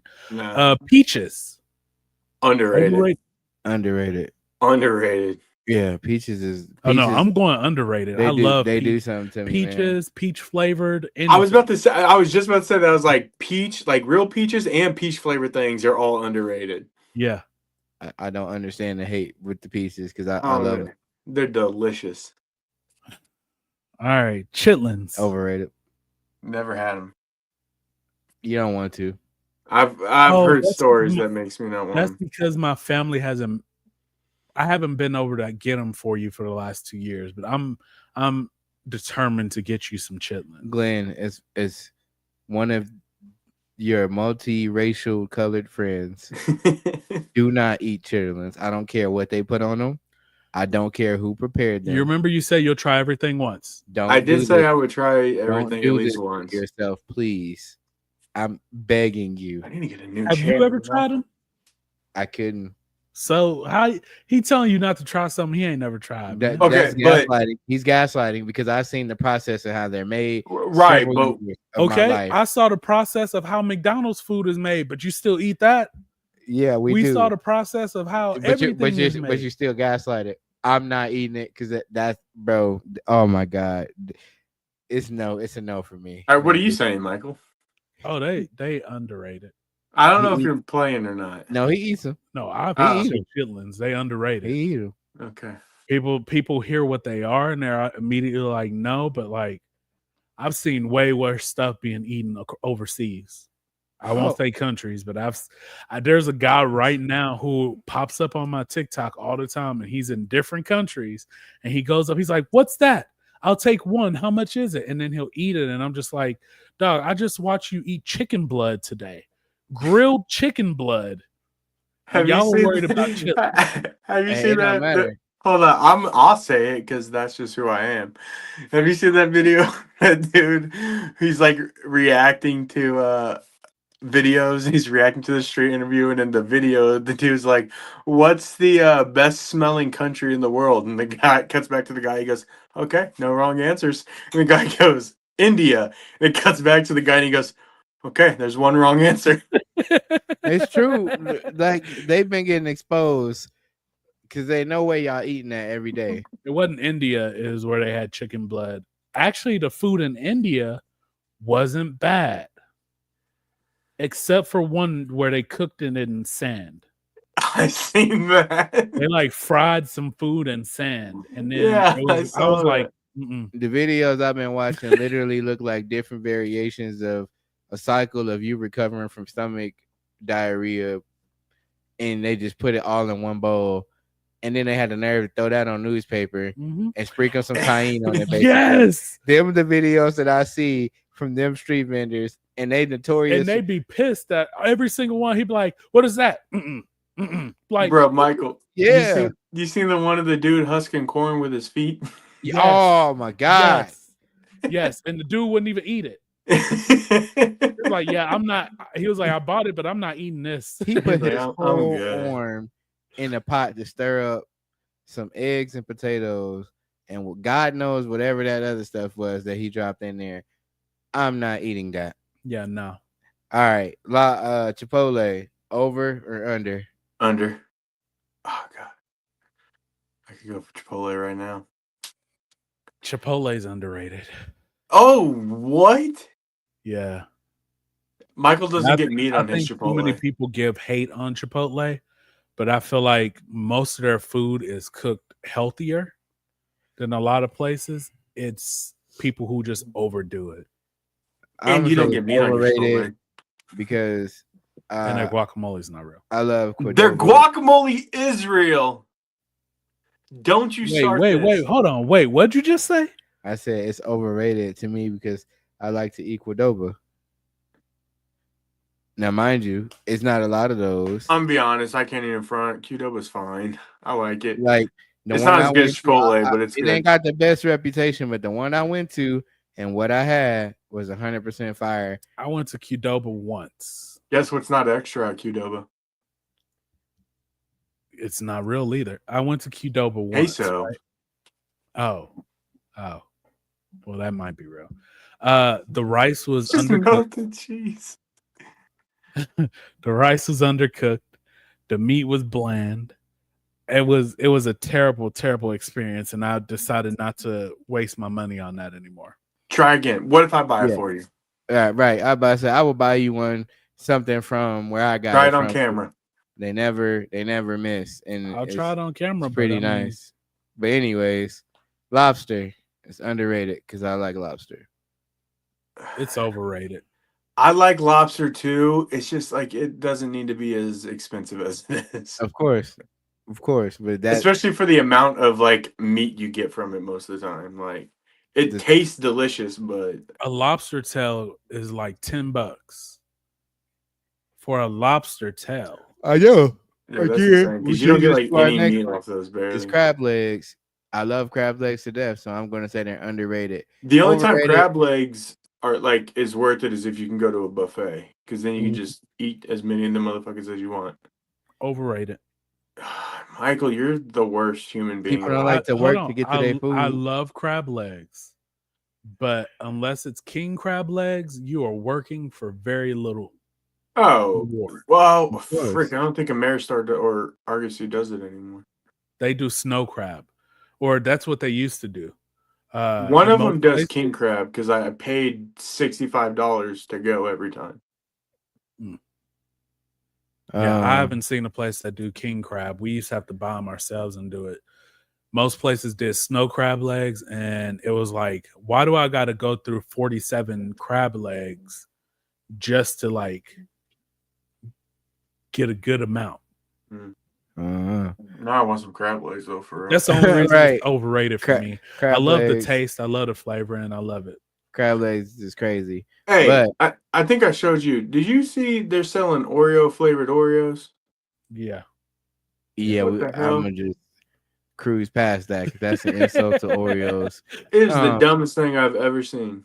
And people buy 'em. Mangoes, overrated, underrated. Underrated.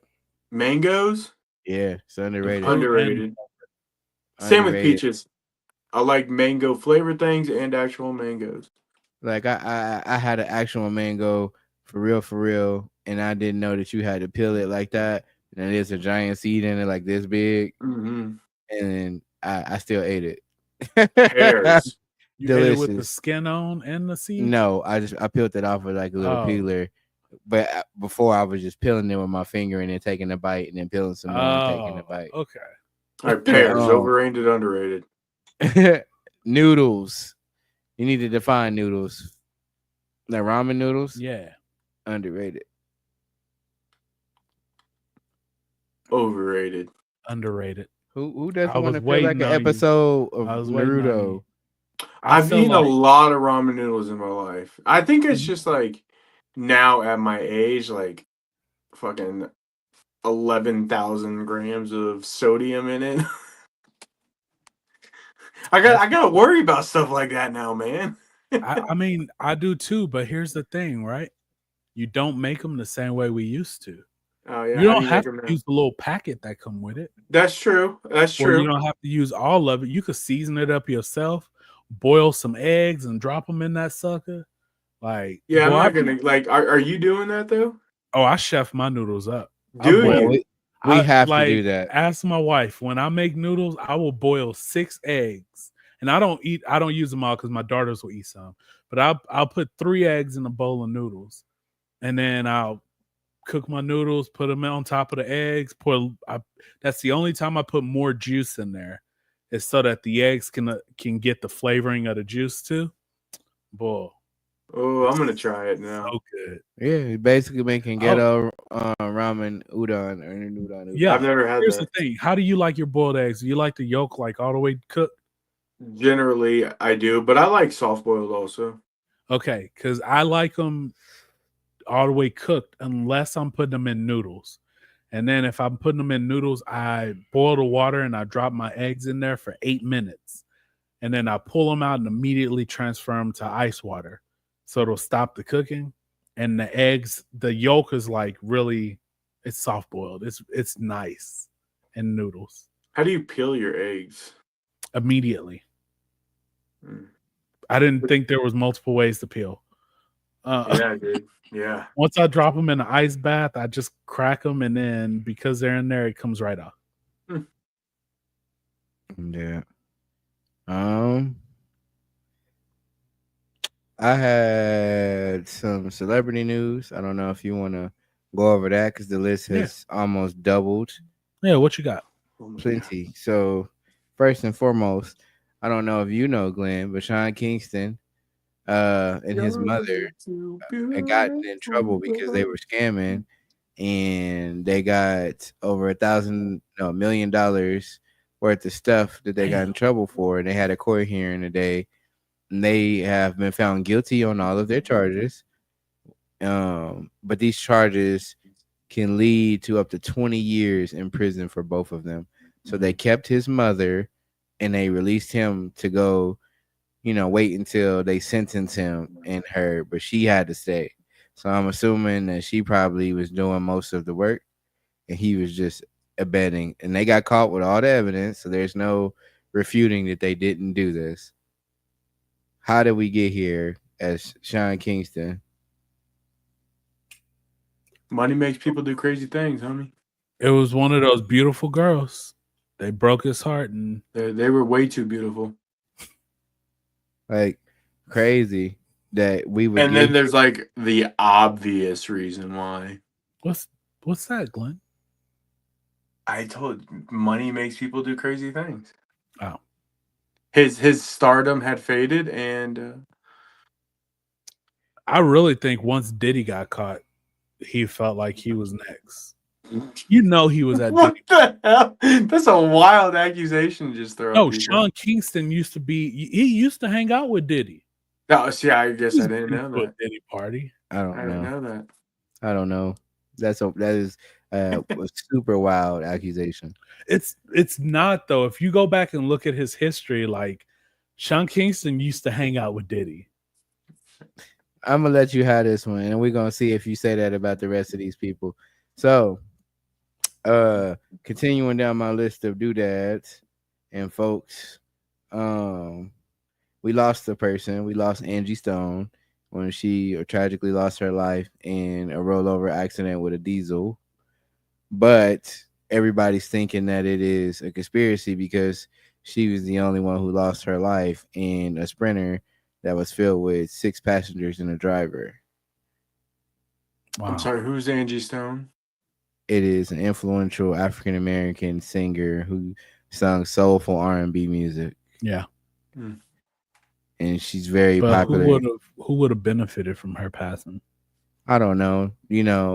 It's always that weird video that pop out of these artists when, unfortunately they leave this side, where they're talking about getting their publishing and someone owing them some money or some type of dealings, and then something randomly happens. So it was kind of like that. But somebody was being a savage, and they said, well, what'd they do? Order somebody in an 18-wheeler to just magically come ram the Sprinter?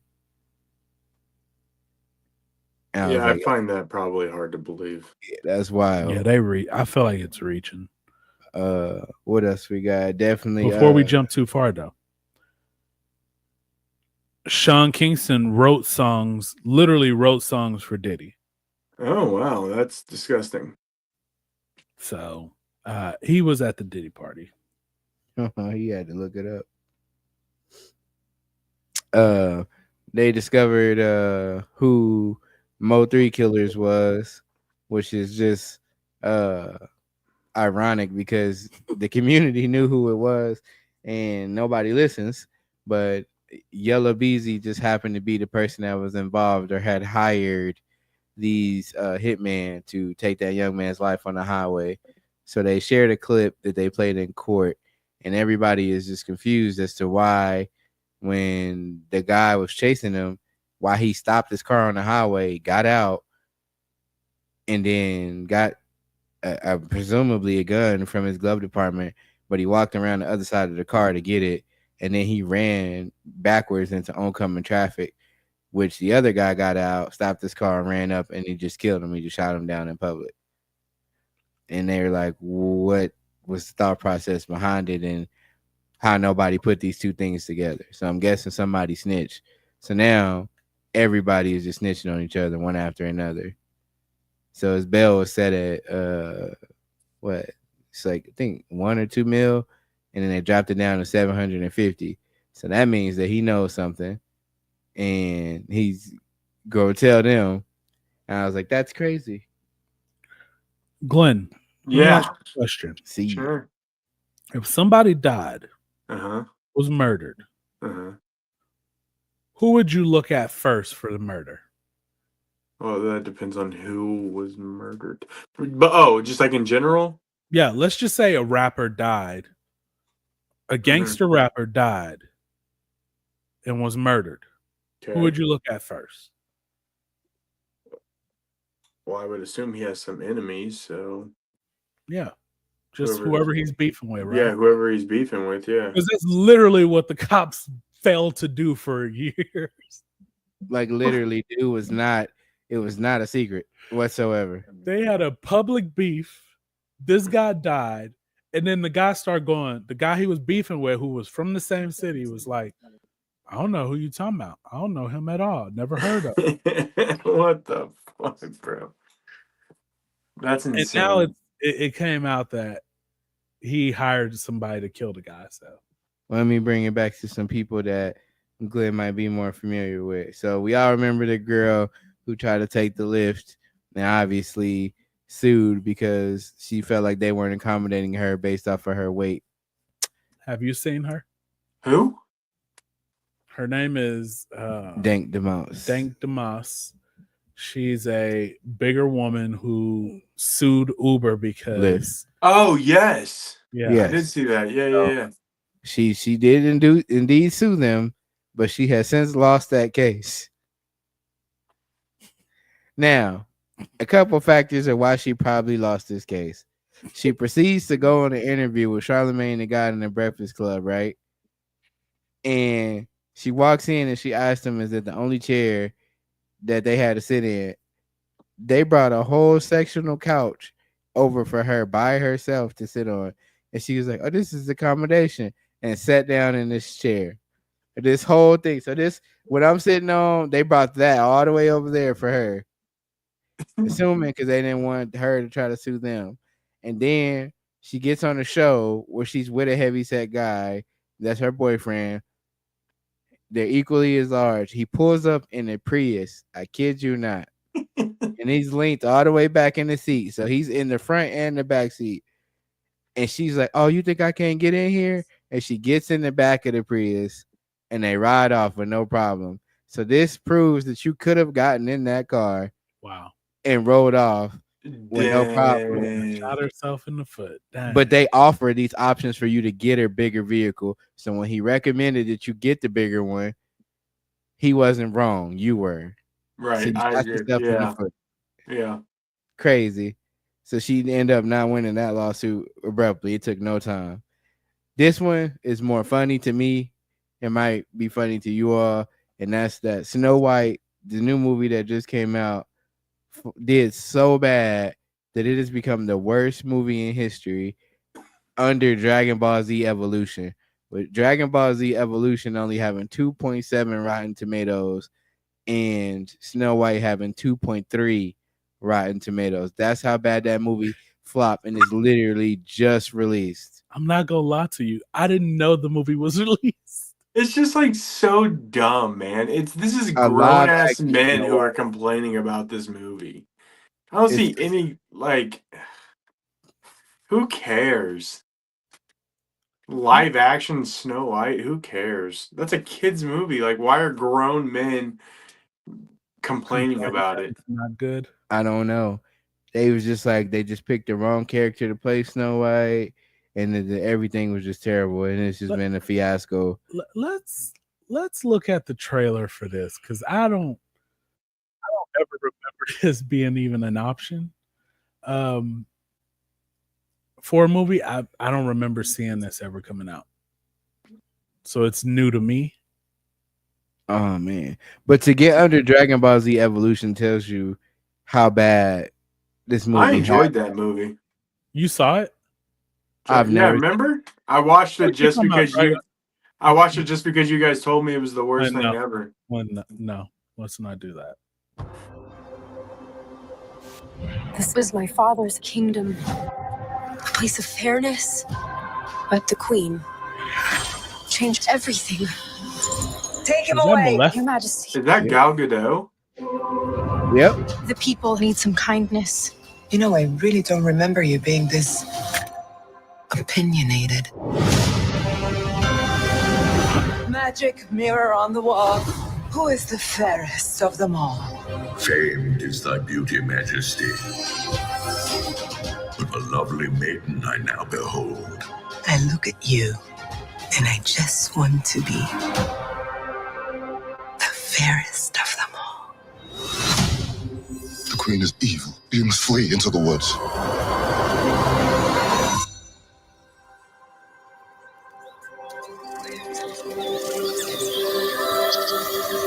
My parents always said this forest was a I magical want to see what place. these dwarfs look like.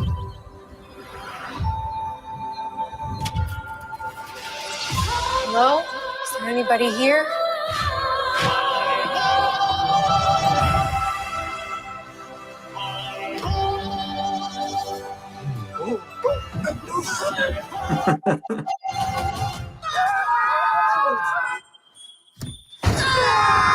Wait. It's a human. What did you think I was? Nothing. Ghost. You'll be safe from the queen here. The queen stole everything from all of us. We're gonna need your help. It's time to restore our kingdom. Waiting on a wish, holding out for someday, hoping somehow, some way, there comes a miracle. Find Snow White. I close my eyes and see the girl I meant to be. This is our kingdom, and now we're here to take it back. You were saying. I'm sorry, my dear. Did I frighten you?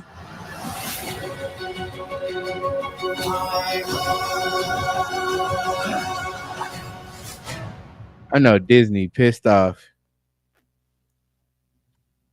I mean, fine. Like, I don't. It looks fine.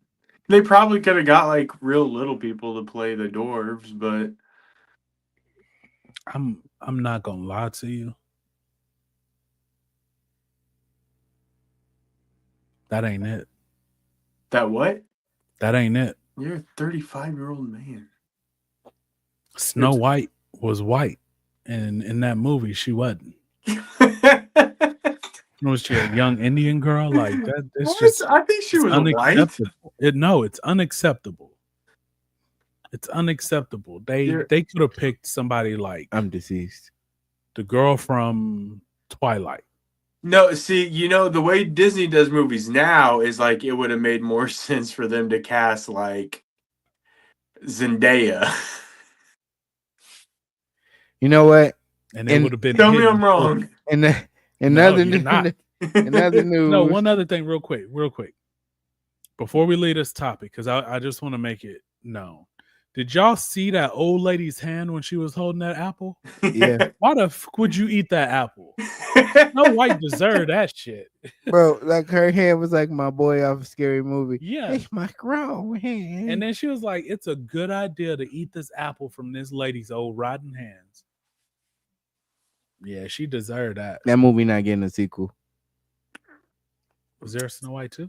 No, I'm just saying it ain't gonna get one. They would make one up. So, yesterday, I'm not gonna lie to y'all. I'm probably about to bounce out of here. It is 1:15. Your boy is tired. All right, we finna wrap it up anyway. This is my last one. All right. So, tragically, yesterday, the artist known as Young Scooter lost his life in Atlanta. And they were saying that the police killed him. And the police did a press conference immediately and clarified that they did not kill this man. He died when he was fleeing from them. And he jumped over a fence. And the fence punctured a artery in his leg. And he bled to death. This man was 39 years old running from police. Yep. 39 years old. And he was signed to FBG, which is the label under Future, which Michael utterly detests. This man tried to run from police at 39. And it's not the running that gets you, because I'm at 35 and I think about running and I'm like, ugh. But this man tried to hop a fence. Yep. That's his birthday. It was his birthday too, so he died on his birthday. Wow, that's crazy. If I die, I hope it's on my birthday. Oh I shit! want you to celebrate and mourn me on like this year. No. Oh, okay. I just want a clarification. No, I'm just saying, like at any point, just remember me once a year for my birthday and my funeral, or day to day. How about I just like don't remember you at all? That'll be hard. Oh man, the only thing that'll be hard. And on that note, thank you. We encourage everybody to go like, follow, and subscribe to us on our social medias, please. They're scrolling across the bottom of the screen. We thank Glenn for popping in here and giving his 1 cent. And we just, hey, go follow my YouTube channel also. Shout it out. Yo, go follow ASMR Glenn. Your boys, I think I'm at 1,381 subscribers now, trying to get to 2,000. Congrats. Appreciate you. It'll be there in no time. Yes, sir. I whisper and make things weird for people. You want to give them an example? No. Okay. And on that note, y'all have a good night. We'll catch y'all later. All right, we out.